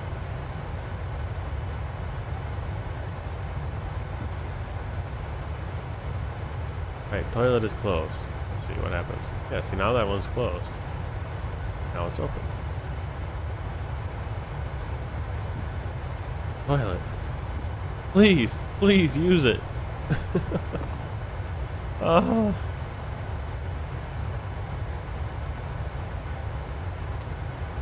Well, I don't know. Alright, so I'm going to try to use time acceleration here. Let's see what happens.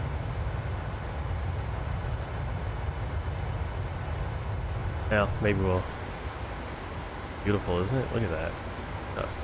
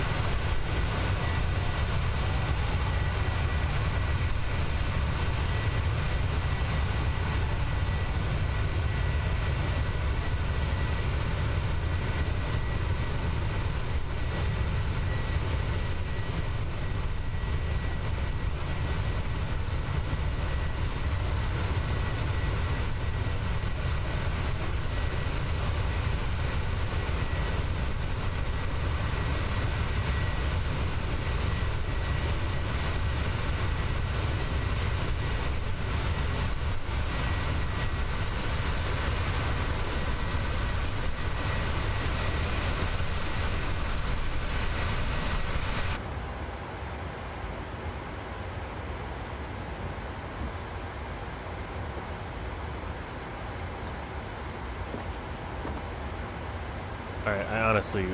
Why are you not using the toilet? Oh, go use the toilet. Please. Please, use it. I don't know. Bad. None available. Are you serious? There's none available. This toilet not work? This is a big oversight by the... Oh no. Oh no. None are available. Why are none available? One right there.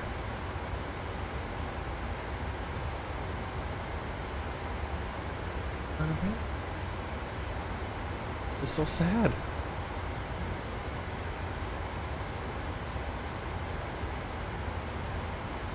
What does that do? Is this going to change something? No? Oh no. No one can use the bathroom. Doesn't seem to be any available.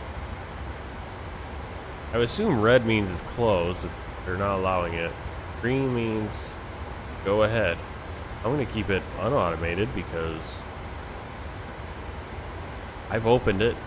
Toilet is available. Go use the toilet, please. Alright, well, I'm going to use some time acceleration. We'll see how it operates. Go 2 times from now. Alright, so you can see time acceleration not supported. SLC will continue once you set the simulator rate to times.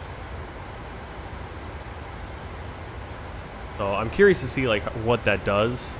I mean, obviously we're not going to get call-outs. We're not going to hear ambient sound right now. But is that going to affect the services? Will it adjust based on the time? Go, oh yeah, we started that service. This much time has elapsed. I don't know.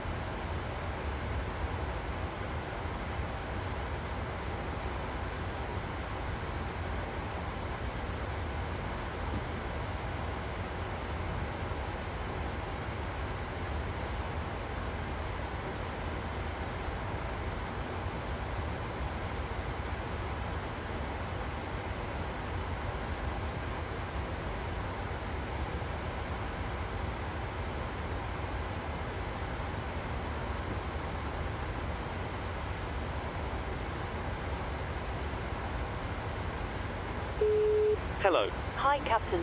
I just wanted to come by and ask if everything was going okay. Everything is absolutely fine, yes. Thanks for asking. Give me a call if you need anything else.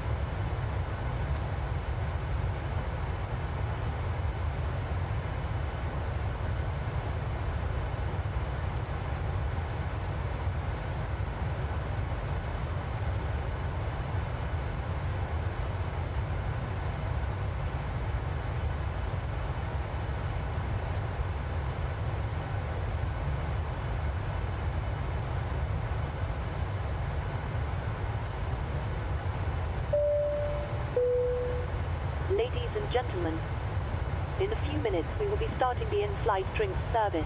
If you could please ensure all aisles are clear and bags are placed in the overhead lockers, that would be much appreciated. Thank you.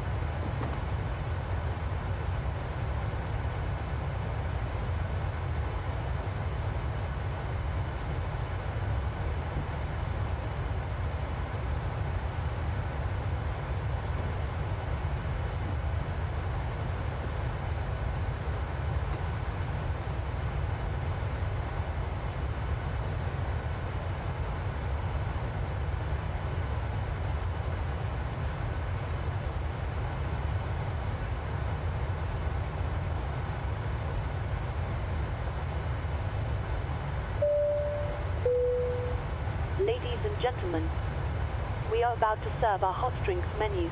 Please make sure your tray table is in the down position and clear any items from the aisle. Thank you.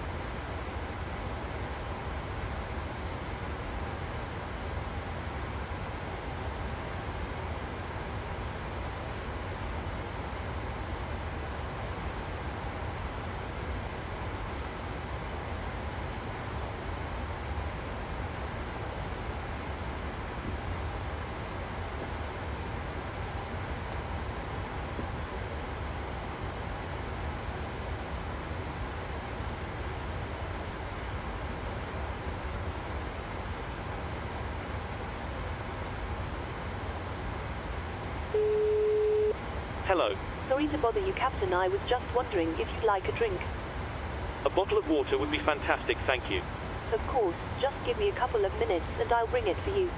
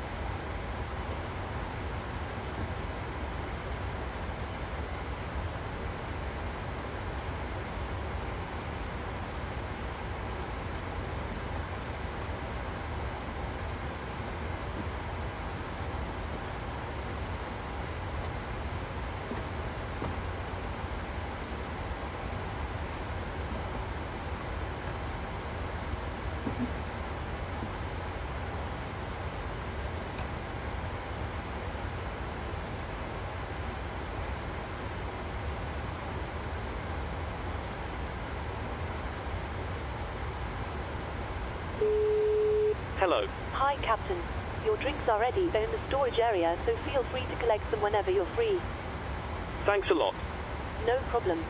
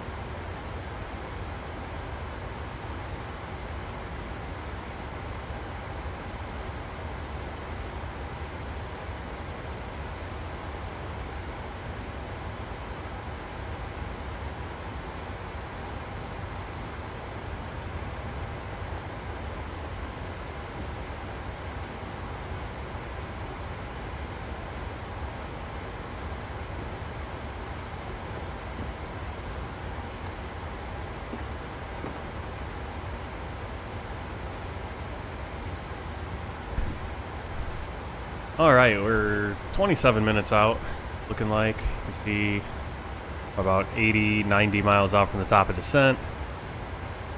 And we did the time acceleration. We did 2 time acceleration. I don't think it matters, but we check it out. Yeah, look, it covers that block time. Got it right there. It's got our off the block time. It's got our expected time. Everything goes. What's really cool is everything's going off of the sim. Now you can set this to be off your system time, but it makes a lot more sense, I would think, to go by your sim, because then you can have your time of day whenever, and you can use the time acceleration.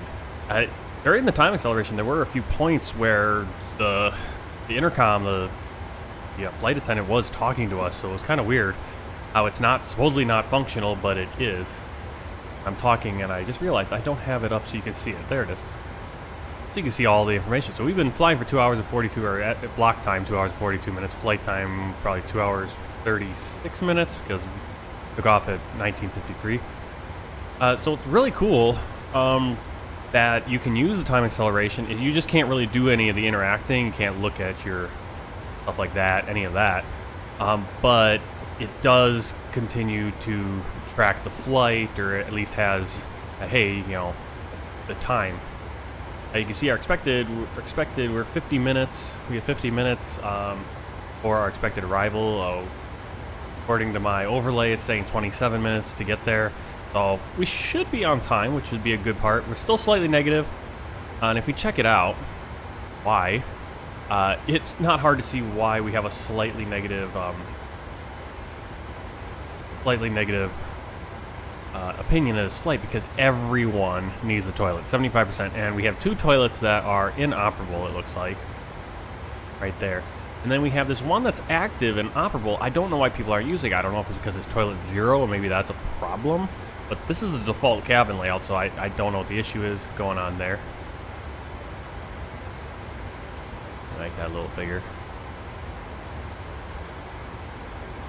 So, yeah, I'm not really sure what's going on. Again, we can kind of look at the passengers. Here we got Lisa Knight, 69.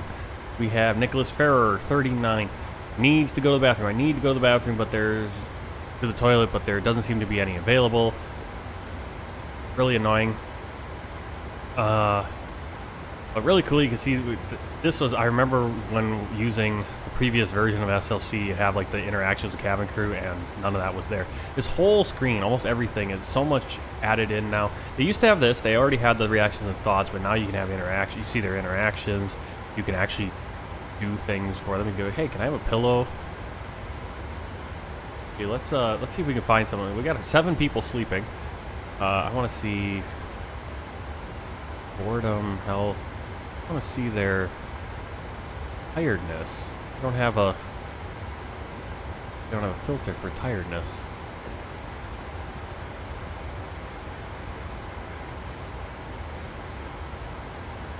Bad flight. Yeah, really bored. This person's not happy at all. Here, let's request a pillow and see if they can get a pillow. You see Emma McCoy attending the passenger right there? Like, that's probably her right there, gonna come over to us in 15E. Actually will be. Oh. There it is. Hi. I was wondering if I could have a pillow, please. No problem. Just give me a few minutes. Thank you so much. There you go. Well, that will help a little bit. Maybe with the tiredness, maybe we'll take a little nap. But unfortunately, the boredom and needing a toilet. You see, we got quite a few people who are bored. Health is pretty decent. Anxiety, no one's really anxious, which is nice. We haven't been doing too many crazy moves. Got only 9 people using the Wi-Fi. 2 people watching a movie. Again, most of the people are just trying to hold their bladder right now, or whatever they got to do. So, because the toilets are, for some reason, we're having issues with that. 12% thirsty, hungry, 12.5%, but I don't think we're having any more service. That looks like service is done. So there are 2 people hungry, but they're just gonna have to get over it. That's just how it is sometimes. Yeah, the problem is, here you go. Everyone needs to use the toilet. There just aren't any toilets available for some reason. Saw that taking the pillow to the passenger.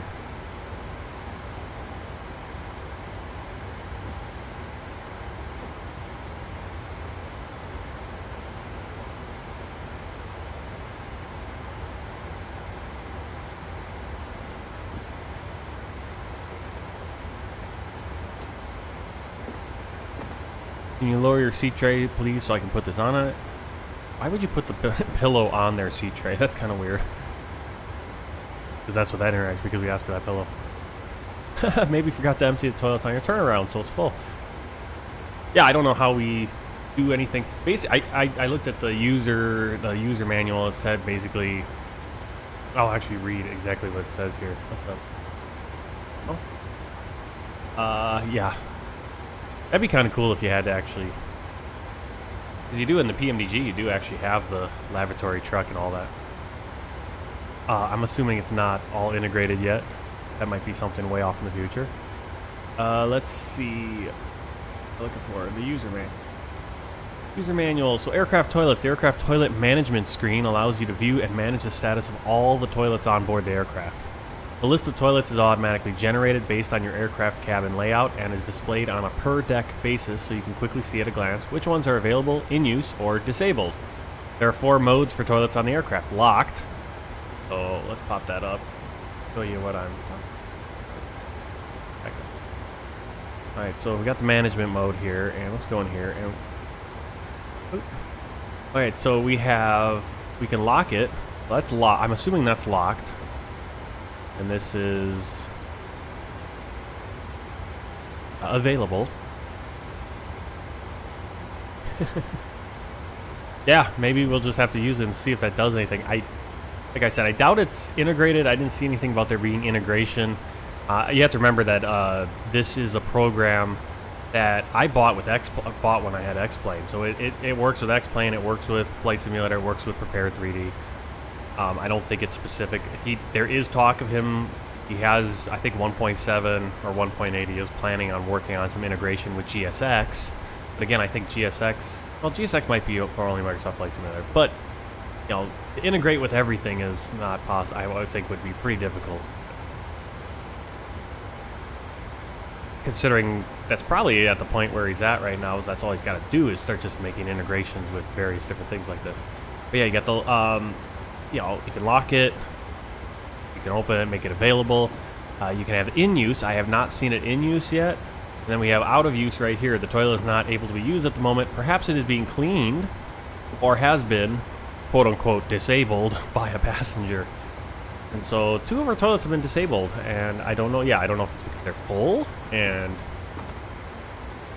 but basically, I have toilet automation on, so the crew should take care of that. It's kind of weird. Why would they be cleaning it mid-flight, and why are they still cleaning it and haven't gotten it? But yeah, we'll have to call that lavatory service. That'd be really cool though if it was integrated and that actually had an effect, because there are some things on the PMDG where you can call those services, and it's like, yeah, but what's the point? They don't really do anything. No, there's no way for you to measure that it's doing anything. It's obviously, you know, for eye candy, and like, okay, yeah, they're doing cleaning the lavatory. It's all the little things you would do, but. Yep. Okay, we're nearly at the top of descent.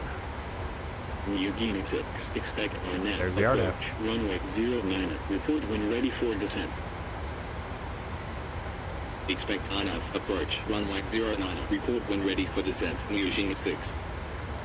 Alright, runway 09, RNAV, and doesn't look like they gave us anything for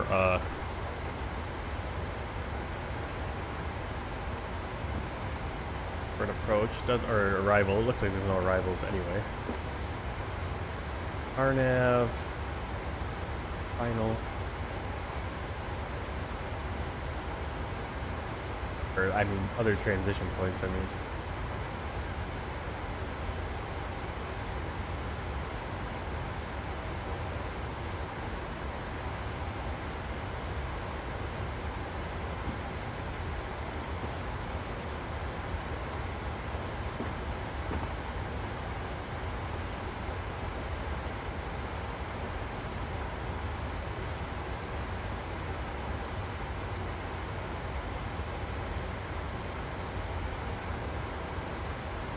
That makes sense, because we're flying right into the airport, so we'll fly out, we'll do a spin around, get into Jake Foxtrot there, Jake F. Alright, so RNAV 09. We are ready for descent. Top of descent kind of moved because of, make that different. approach. Put the approach in Niugini now. 6, ready for descent. Niugini 6, descend 1,800, QNH 1014. Passengers need to use the toilet. I know. Descend 1,800, Niugini 6. Yeah, I saw that. I think it's what, $20 though. So probably not gonna pick that up. In the future when I have a job where I'm making a little bit more money, disposable income like that, yeah, we'll get all those nice eye candies for the flights. But right now, yeah, probably not. All right, so descend 1,800. So they're just gonna have us come all the way down, clearing us all the way down to 1,800. Let the VNAV take it.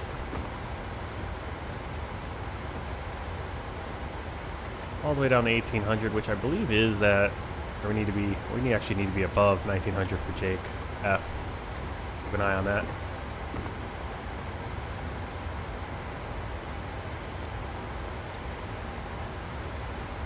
And we'll let the VNAV do it. The plane, it's got a pretty good idea. Usually does a decent job with the descent. If we need to, we'll extend out from Jake F when we're going, and then we'll do our turnaround a little bit later.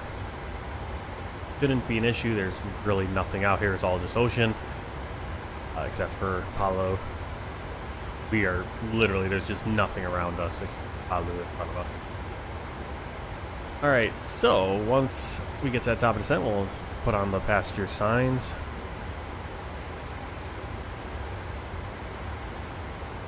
Before we get too far, let's start doing our little bit of a descent approach briefing.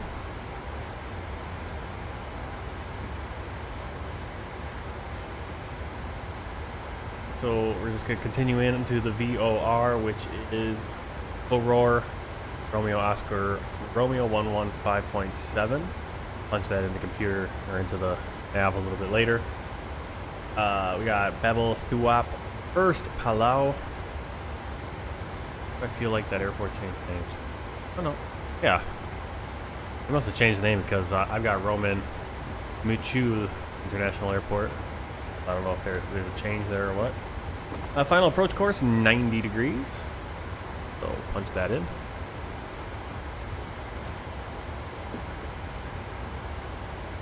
Yeah, I saw that. I saw it. I didn't watch the whole video, but I saw a little bit of it, and I was like, oh yeah, that's pretty cool that he's moving around. Flipping switches. I wonder, do they have him, can you see him walking around outside? Did they do something? Like I said, I didn't watch the video, the whole video. I just watched to see it. Oh yeah, he is doing some animations. Pretty cool. Right back to the chart. I capture, or our kind of our checkpoint for altitude is 1,800 on the approach at Favga. Our minimum decision altitude is 660 feet if we're using LNAV, which we will. So let's put that in, 660 feet.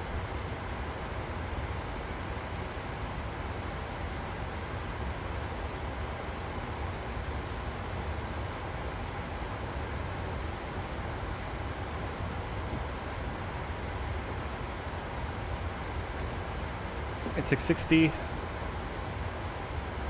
Back up here, we have airport elevation of 177.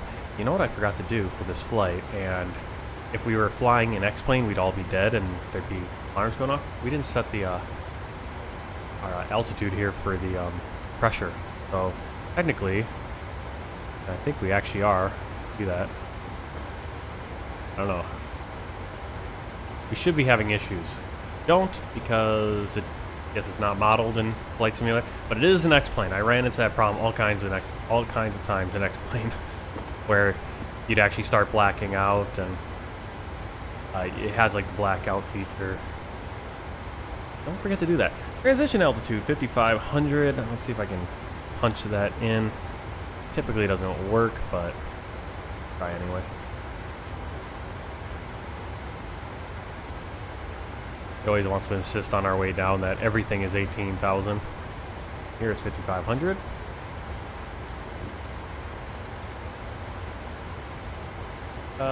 Missed approach, we're going to climb to 1900, direct to Itazu and hold. That's going to be right there. Transition level and transition altitude. Flight level 055, transition altitude 500 feet. Obtain local altimeter settings on the CTAF. CTAF is 123.6. When not received, procedure not authorized. No controlled airspace below 5,500 feet. Runway 9, helicopter visibility reduction below 3 to 4. Statute miles not authorized. Pilot controlled lighting 123.6.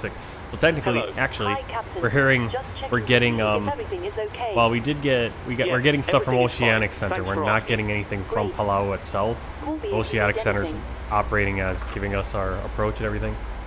But otherwise, there is no controlled, nothing controlled under 5,500, which is interesting. No controlled airspace.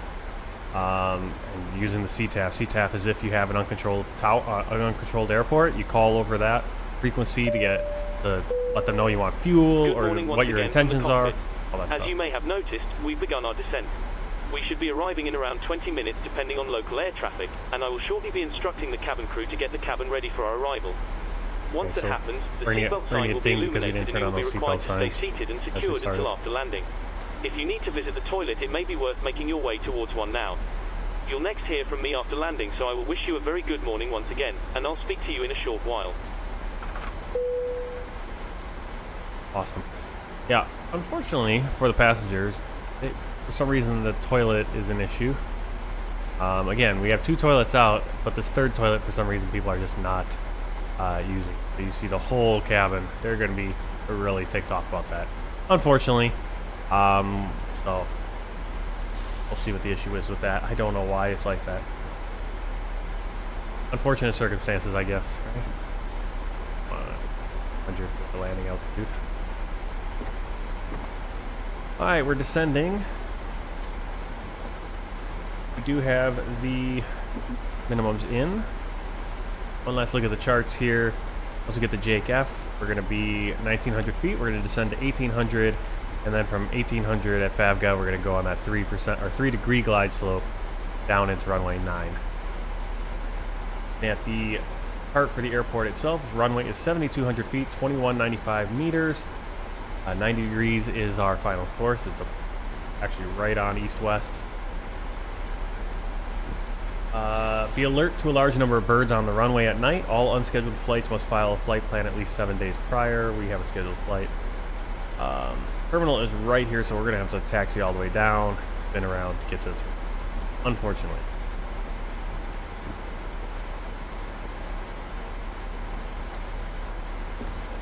I was just checking if we could do the winds and do 70, but we could flip it around and go to runway 27, to be honest. I mean, the wind is negligible.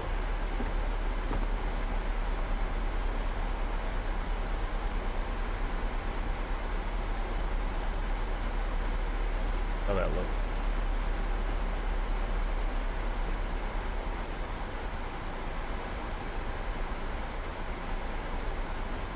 Yeah, let's do that. You can see there's that wind. We'd have a 1 knot tailwind, but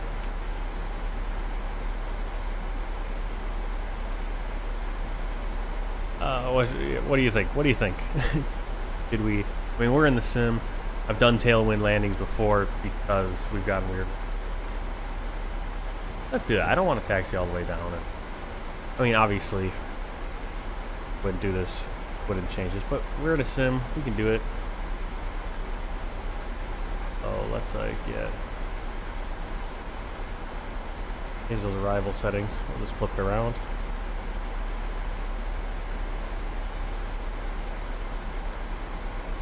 Niugini 6, expect RNAV approach, runway 27. Expect RNAV approach, runway 27, Niugini 6.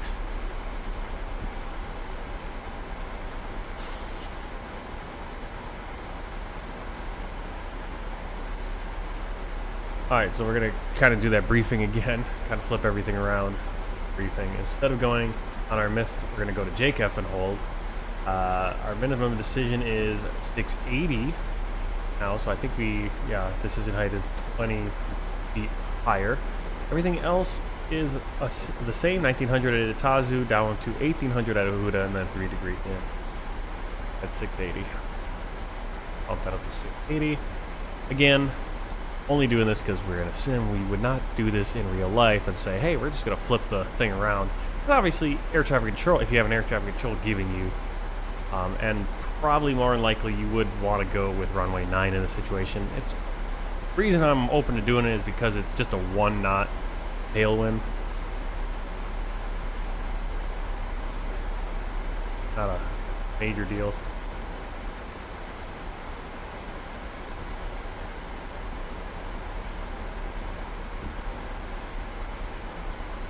Actually, it's more of a crosswind anyway, as you saw.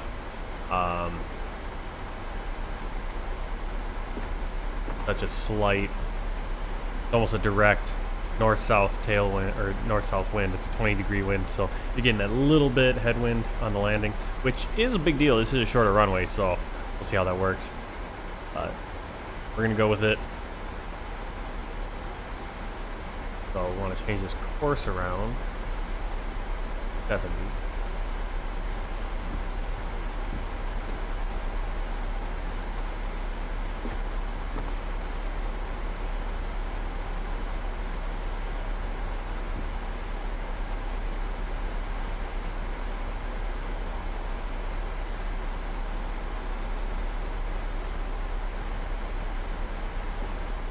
All right, course set 270.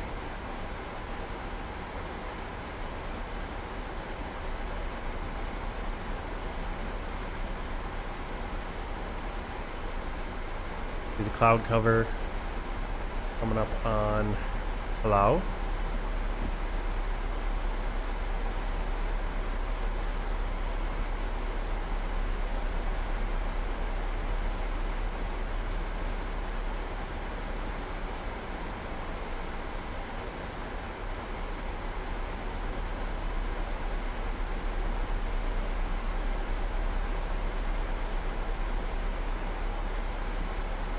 I just went on Volanta and I saw there's some VATSIM coverage around. I thought, I was like, holy crap, there's VATSIM coverage over Palau? That's over the Philippines. Philippines, Manila Center, and then they got a Manila approach and ground. I was like, oh no, I'm flying into coverage here. But nope, no coverage.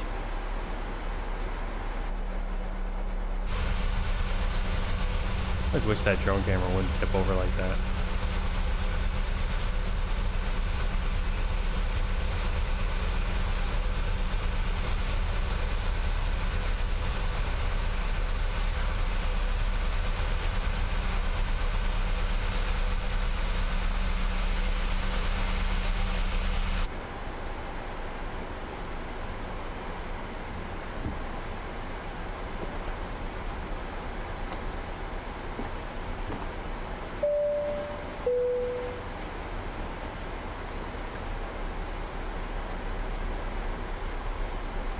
Ladies and gentlemen, please fasten your seatbelts as we're expecting a little turbulence up ahead. Nothing to worry about, but purely a precaution in case it gets a little bumpy.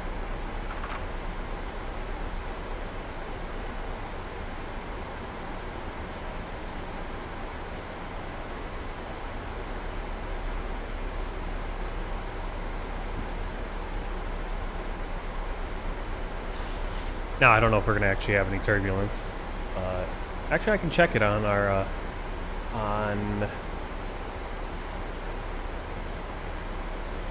Navigraphs to have turbulence.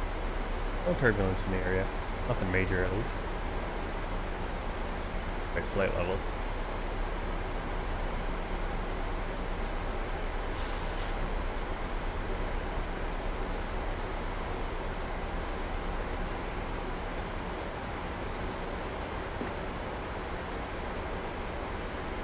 No turbulence, looks all good, but I want to see what different announcements we can make.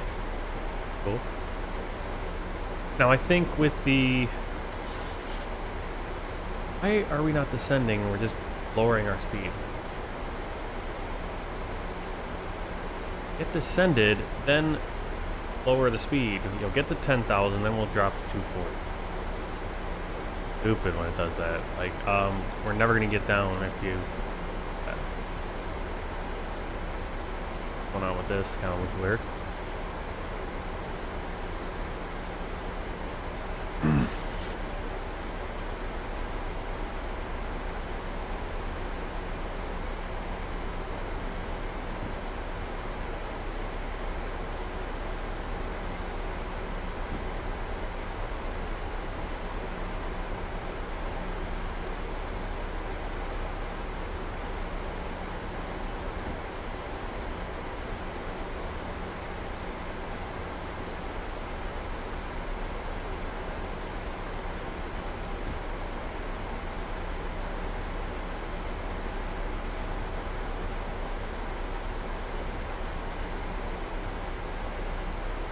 United 157, turn left heading 260. Left heading 260, United 157. Oh, where are we going? No, no, no, no. Why are we...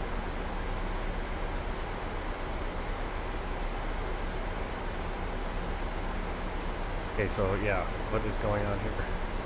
So, why are we going all... Where is the... I think 3 miles? United 157, fly heading 250. Definitely not 3 miles. It's all the way in Fly there. heading 250. Cabin crew, please prepare the cabin for arrival. Really weird.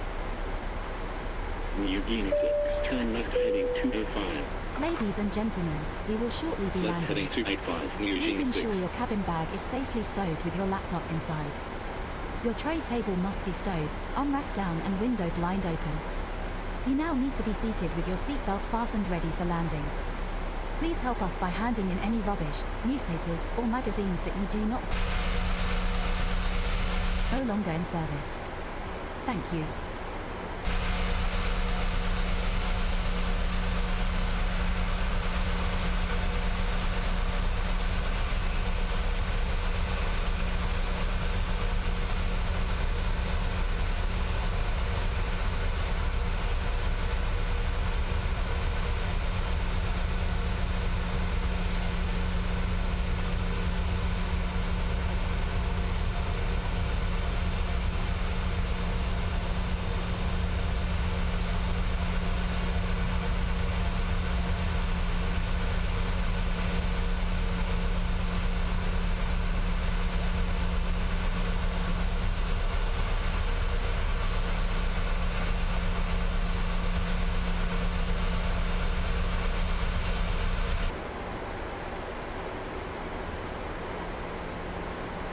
Alright, so we're probably gonna have to extend.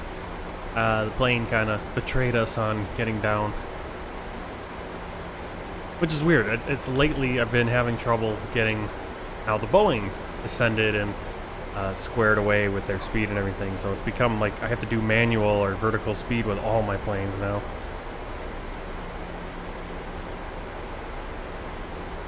Alright, descent checklist, pressurization, landing altitude 1, or we got 200, recall checked, auto brake.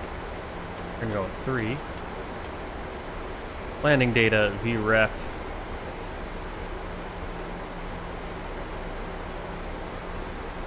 Going like, calculate this out. And we're gonna go flaps 40. VREF is gonna be 145. Minimums 680. Approach briefing completed. Altimeters 1014. Niugini 6, turn right heading 085. Right heading 085, Niugini 6.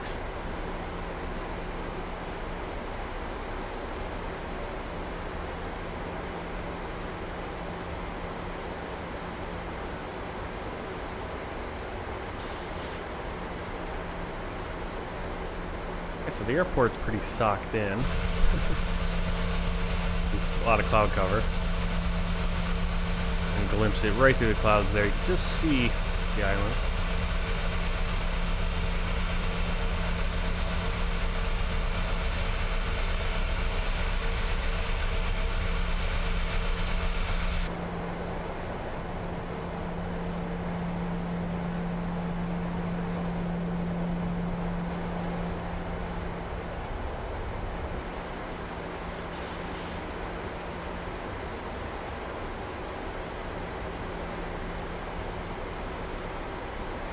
Alright, we still have 20 minutes to arrive, which should be okay. And passengers need toilets. Cabin not secure. Cabin crew is very busy securing the cabin. They're waiting for 5,500. Not sure why we're not descending now. Considering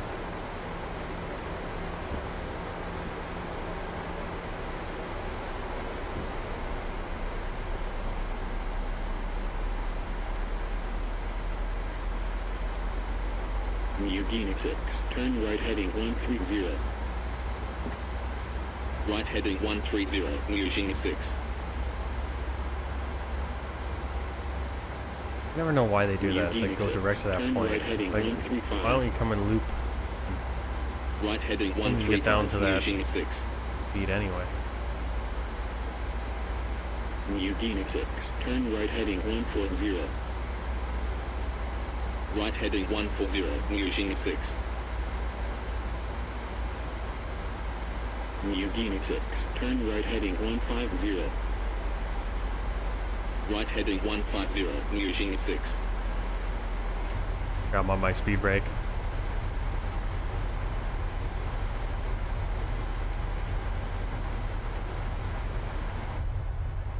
Where's the island?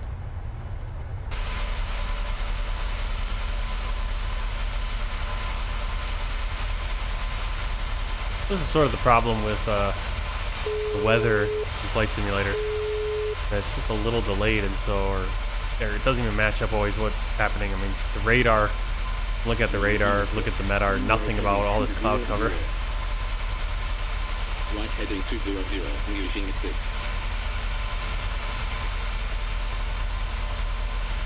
Niugini 6. Turn right heading 210. Right heading 210, Niugini 6. Niugini 6. Turn right heading 215. Gonna descend here, we're having a real hard time with it. Niugini 6.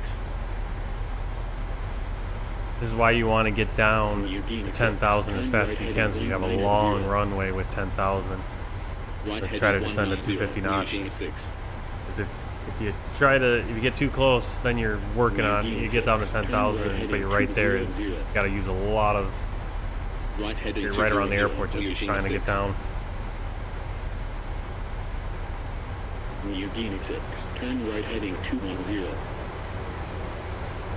Right heading 210, Niugini 6. Niugini 6. Turn right heading 215. Right heading 215, Niugini 6. Niugini 6. Turn right heading 220. Right heading 220, Niugini 6. Niugini 6. Turn right heading 230. Right heading 230, Niugini 6. Niugini 6. Turn right heading 230, cleared by nav, approach at 1,800, runway 27, report established final track.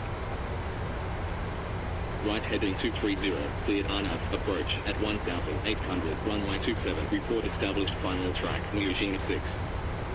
Alright, we'll start making that, we'll extend this downwind quite a bit so we can get slowed down as well.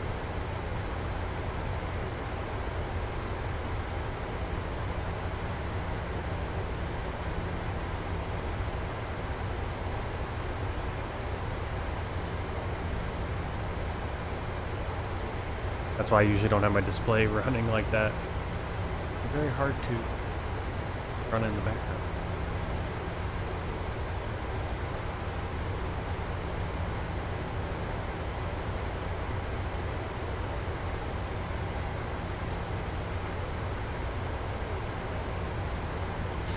Yeah, actually the MEDAR does have clouds. I just looked at it again. Scattered clouds at 1,500, broken clouds at 11,000, so yeah, I suppose. Pretty much clouds. I just don't know why doesn't it show up on the radar though? That's the weird part. I would guess because there's no rain? I don't know. Ah, pretty much clouds, you're right. Yeah, let's turn it 230. I'm just gonna go all the way to 270. Turn around. By the time we get banked and all the way around. Ah, not wet enough. Okay. Yeah, I suppose.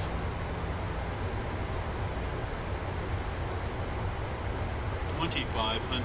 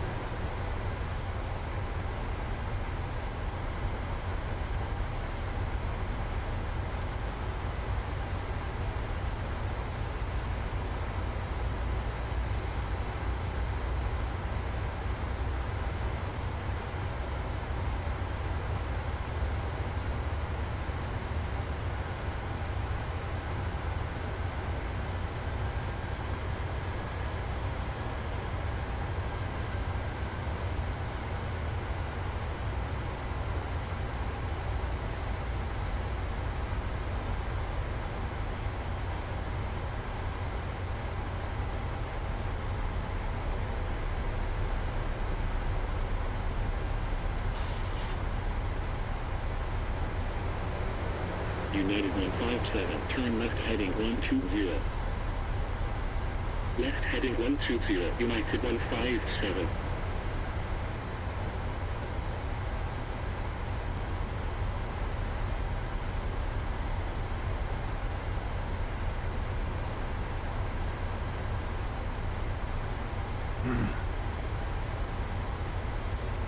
United 157, turn left heading 115. Left heading 115, United 157. That's one. United 157, turn left heading 075, cleared on now, approach at 1,800, runway 09, report established final track. Left heading 075, cleared on now, approach at 1,800, runway 09, report established final track, United 157.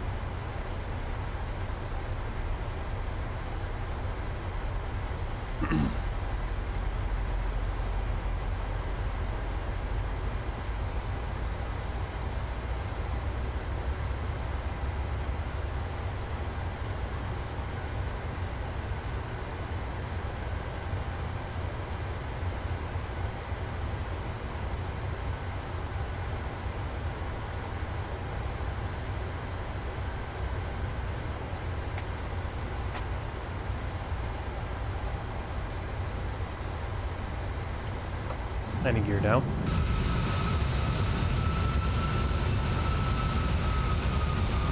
United 157, established on final check. United 157, wind 020 degrees at 4 knots, cleared to land 09. Cleared to land 09, United 157.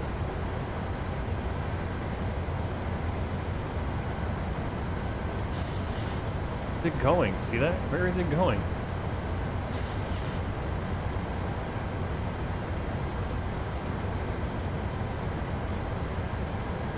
(271). Why is 271 not on 271? Hotas right there. Why is it trying to do this stupid curve crap? It's like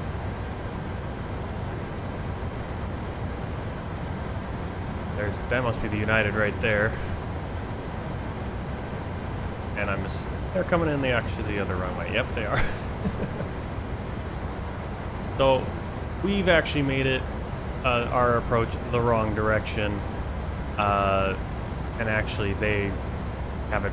The ATC does have it proper. Oh yeah, a little late now, but you can see it. They'll get landed before we do.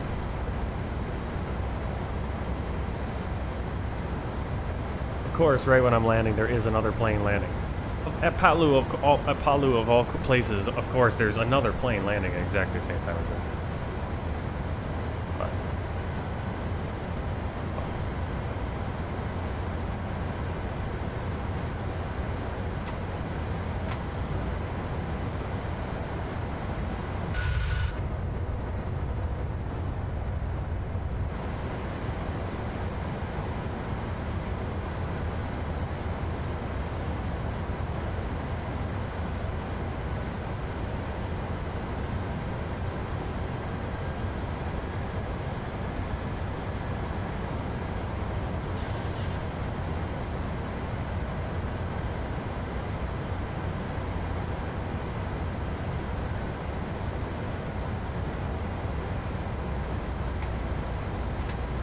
That's 15.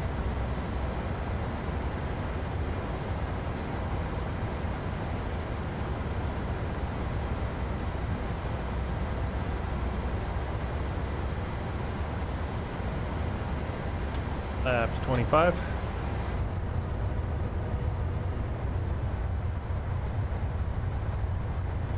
Flaps 30.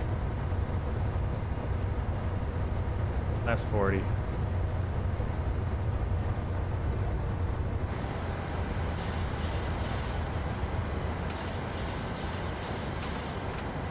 Another, I'm gonna get dinged again because I forgot to put on landing lights. How come it's like when I have a program tracking me like SLC, suddenly I'm forgetting to do all the basic crap. It's amazing. Absolutely amazing. So we're gonna get a nice grade on this flight. Every time I have something like that going, then I 6 established on final track. Niugini 6, continue approach. Continue approach, Niugini 6.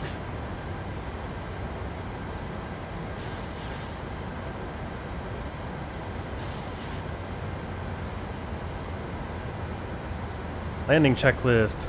Start switches, continuous, speed brake, armed, landing gear down. Complete landing checklist, flaps 40, green light. Checklist complete.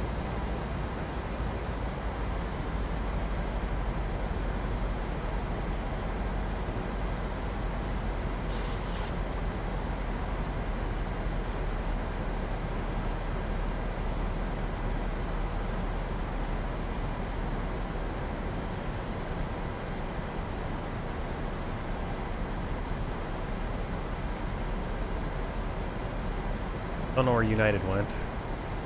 It's since landed. You see the terminals over there. That's why I wanted to land this direction. Of course, you're taking a big risk switching the approach, because if they're giving you FS HUD, I've noticed it does actually 1,000. doing a better job now of giving me different runways. Even if I'm planned for a certain runway, it'll give me something else. It will give me switch stuff actually. Alright, am I gonna get cleared here?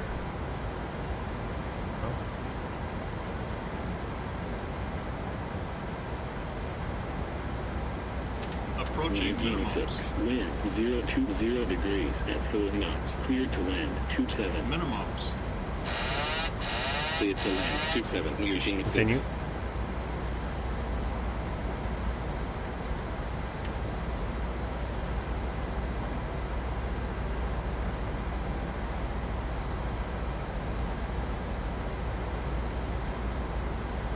Around at 1,900 feet.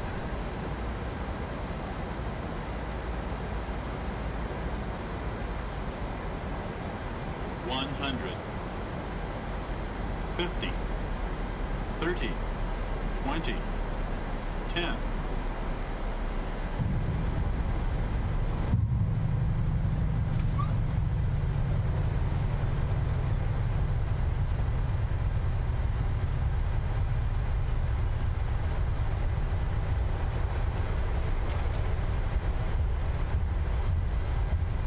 Alright. How that goes.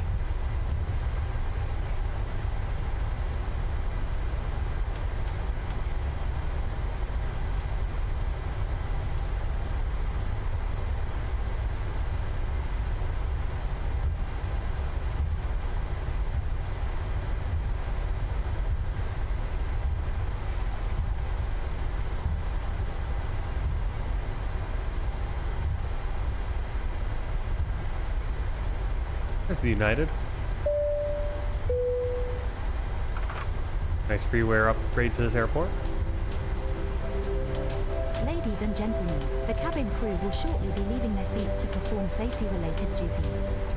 However, we ask that you remain seated until the seatbelt sign has been switched off. Cabin crew, Portable please set electronic doors to devices manual. for messaging, calls, or internet access may now be used.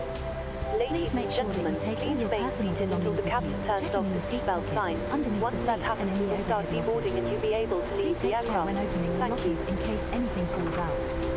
Smoking is not permitted until you reach a designated smoking area. On behalf of the captain and the crew, it has been our pleasure looking after you today. Our ground crew will help you complete your self-loading cargo journey. For the latest news, promotions, flight and destination information, check out our official Facebook page, Twitter, or the official self-loading cargo app. Thank you.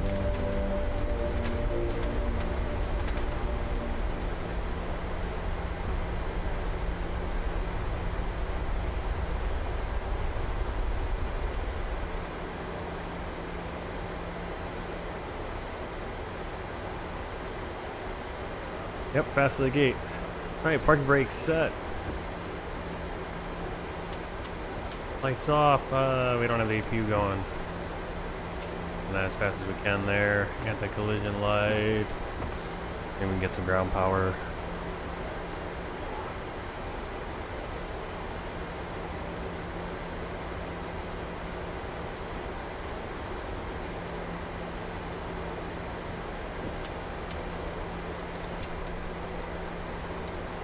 Look up right up to the ground power. How about that? Belt sign is off.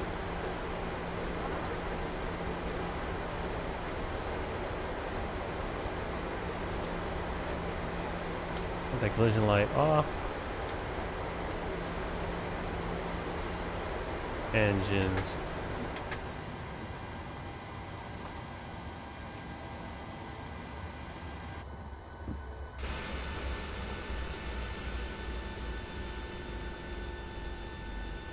Poor passengers.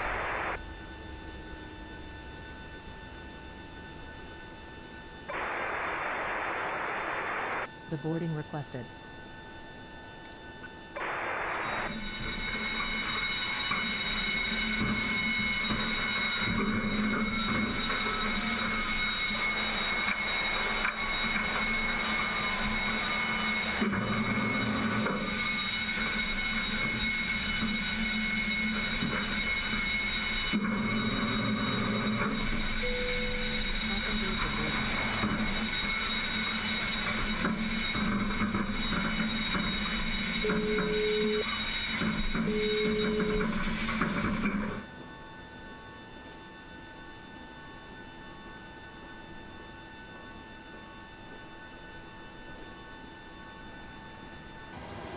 How's Ladies things and in the back? gentlemen, your portable electronic devices must not be used until you are inside the airport.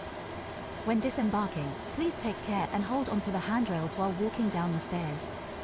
Please ensure that you supervise your children, and for your own safety do not walk underneath the wing. Thank you. We're busy deboarding the passengers. I'll let you know once we're done. Thanks. No problem.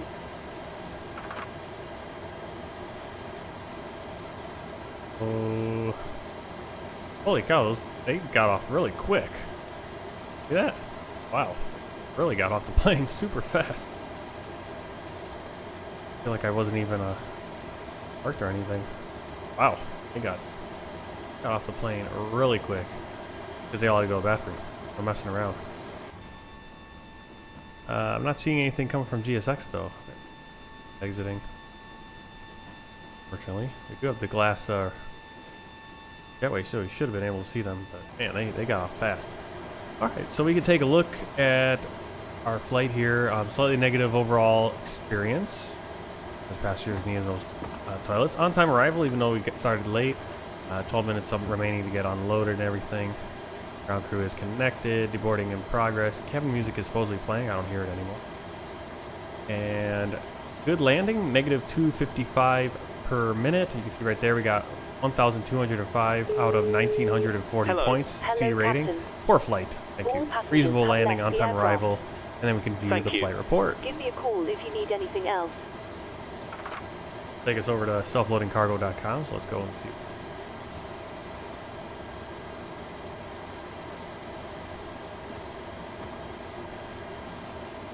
Alright, so we can check out the flight right here. So I'd say if you're looking for a really good flight tracking program, this one works really well too, because you get a lot of cool stuff, points, and there we go. Now we get all the vacuuming going on. Let's see, we got slightly, we lost all our points because we were slightly delayed by 6 minutes, but then we were on time. Airmanship, 20, max pitch was less than 20 degrees. Max climb was a little high there. Roll was fine. Roll right was fine. Down was fine. Descent again, I think we neutral there. G-force is fine. Let's see. Ground speed was a little high. We sped a little bit on taxiing out, but we stayed on the taxiways. Successful takeoff, landing, reasonably good. Could have been a bit smoother, so we got 50 out of 100. We didn't crash, so we get 50 points for that. Airline SOP adherence, how well did you keep the standard operating procedure? transponder set correctly, takeoff lighting set, but then on our way down we forgot those landing lights. Minus 50 out of 50. But airspeed restrictions pretty good. Ground crew, APU startup was not communicated, ground power was not requested, engine startup was not. So these are all ones that you do probably if we were doing the manual tweaking. These are things we'd have to do. I don't know if we can turn that off and not have ground crew at all. I think that's only for pushback. I have no idea. There we go. Seatbelt sign off during arrival taxi. It wasn't off. It was on. We had it on. I don't know. Yeah, I don't know what they're talking about. It was on when we arrived at the gate, so how would it have been off while we were taxiing? No idea. With various different things out, cabin management. Again, here, cabin crew were not notified of intent to descend. Again, I don't know why that wasn't automatic. Inaccurate descent notification, so that should have been automatic, I would think. But maybe I could have clicked on it like that. But otherwise, yeah, pretty good. I always like this. I always like there's so much information you can keep on here. Really cool. And what I love, doesn't have our landing rate. Oh, right there. But it has all this stuff, and then it has the time, got actual. Oh, no. Yeah, see, this doesn't make sense because planned and actual are the same.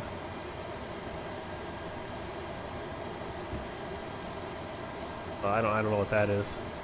The times weren't still there. Did it not have my... Where'd they get those times?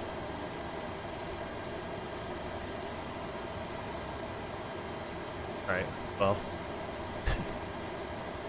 Let's see. Oh, that's pretty cool. Let me put in something.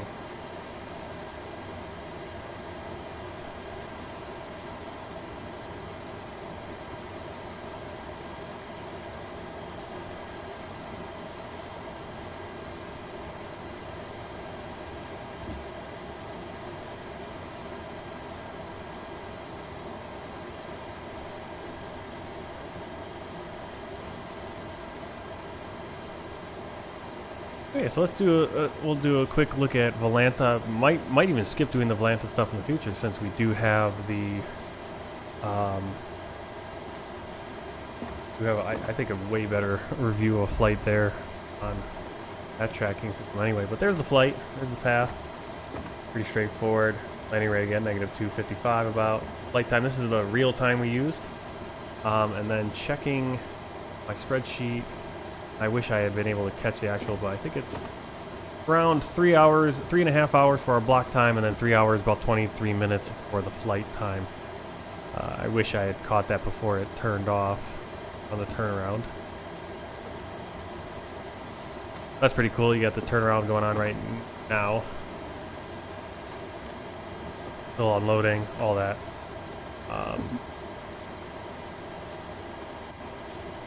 Hi, can you give us an update on the unloading, please? An update. Ground to cockpit. Go ahead.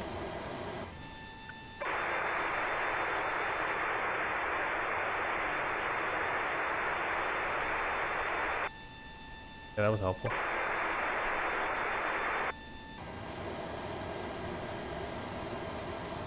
No, I wasn't on live time, so that, I'm wondering if that was the live time on the report, because it does go, it does track based on your sim time. You can set it to your real lifetime or onto sim time. Yeah, it's night right now, but I don't know why then on the report it didn't do that. That was kind of disappointing because I would like to have seen, okay, when did I take off according to the sim, when did I land according to the sim, because even that flight report's not accurate, because it's, well, yeah, it might be accurate.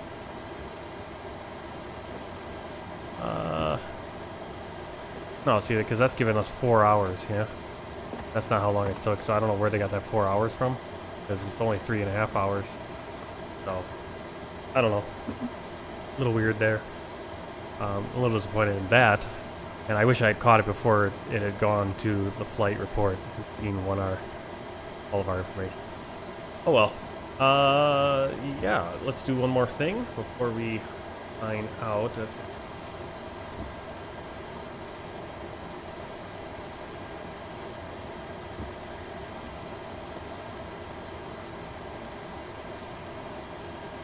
Here we go. World tour map. Everywhere we've been so far on this world tour. Let's zoom in. I have no idea. There it is. Alright, next flight we are flying over to I think Popene in the Federated States of Micronesia. Actually, yeah, I think we're flying right to this island. Well, there's one island over there. You see the Federated States of Micronesia kind of spread out over a big area. We're going to be flying to this island right here. So a very short flight. Next flight. That'll be on Sunday morning, likely. So I hope to see you then. We'll try to get a little bit better with the self-loading cargo, but kind of fun to fiddle around with. You see they're still monitoring. There's no passengers on. You guys can get off. All right. Oh, no, here it is. Perfect. Oh, there it is. That's exactly what I wanted. There it is. See our log time. I don't think it has flight time. But there you can see that local time. This is based on the sim time. Let me see if I can get make sure I get my information in accurately. So landed at 23:14. So that's actually gave us a little bit more time on it. And we got to the blocks. Okay, so same thing. I was just off a couple minutes, but same. Block time, 3 hours, 29 minutes, and flight time of 3 hours and 21 minutes. So a couple minutes shorter. Perfect. Taxi time 3 minutes. You can see flight time was 201 minutes. Turns out to be 3 hours and 21 minutes. That's pretty cool. I like that. That's really nice for tracking because you don't get that with Volanta, which goes by real time, or landing rate monitor, which goes by real time all the time. So someone like me who likes to use time acceleration now. Oh, but it actually worked just fine. Yep. I will hear my personal entrance sound. Oh yeah, I gotta figure out, I gotta set that stuff up. I gotta, no guarantees on that, but I will, I could put that in the Discord so I have that. Actually, I had it in my Facebook messages, so I'll remember that. I'll try to get that and see if I can set that up and have it work. I have to make sure I put a stream bot on and all that other good stuff, but yeah. I bet you did something. Yep, personal entrance. Oh, okay, I see. I was wondering, like, what is this message?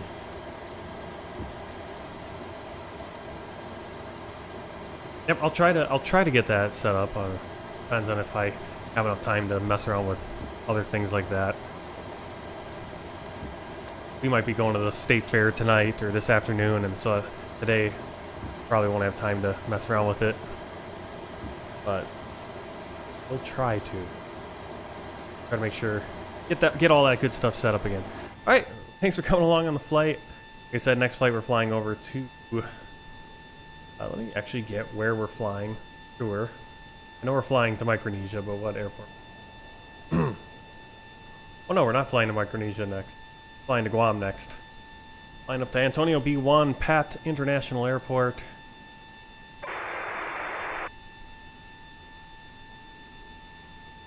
Yep, and like I said, I'll work on that. And thanks for redeeming that, and yeah, we'll get that in there. I watched it. I didn't understand what you were getting at, what you wanted that for. But now I know because I actually looked at Twitch and saw that. All right, well, thanks for coming along. Till next time, happy flying and take care.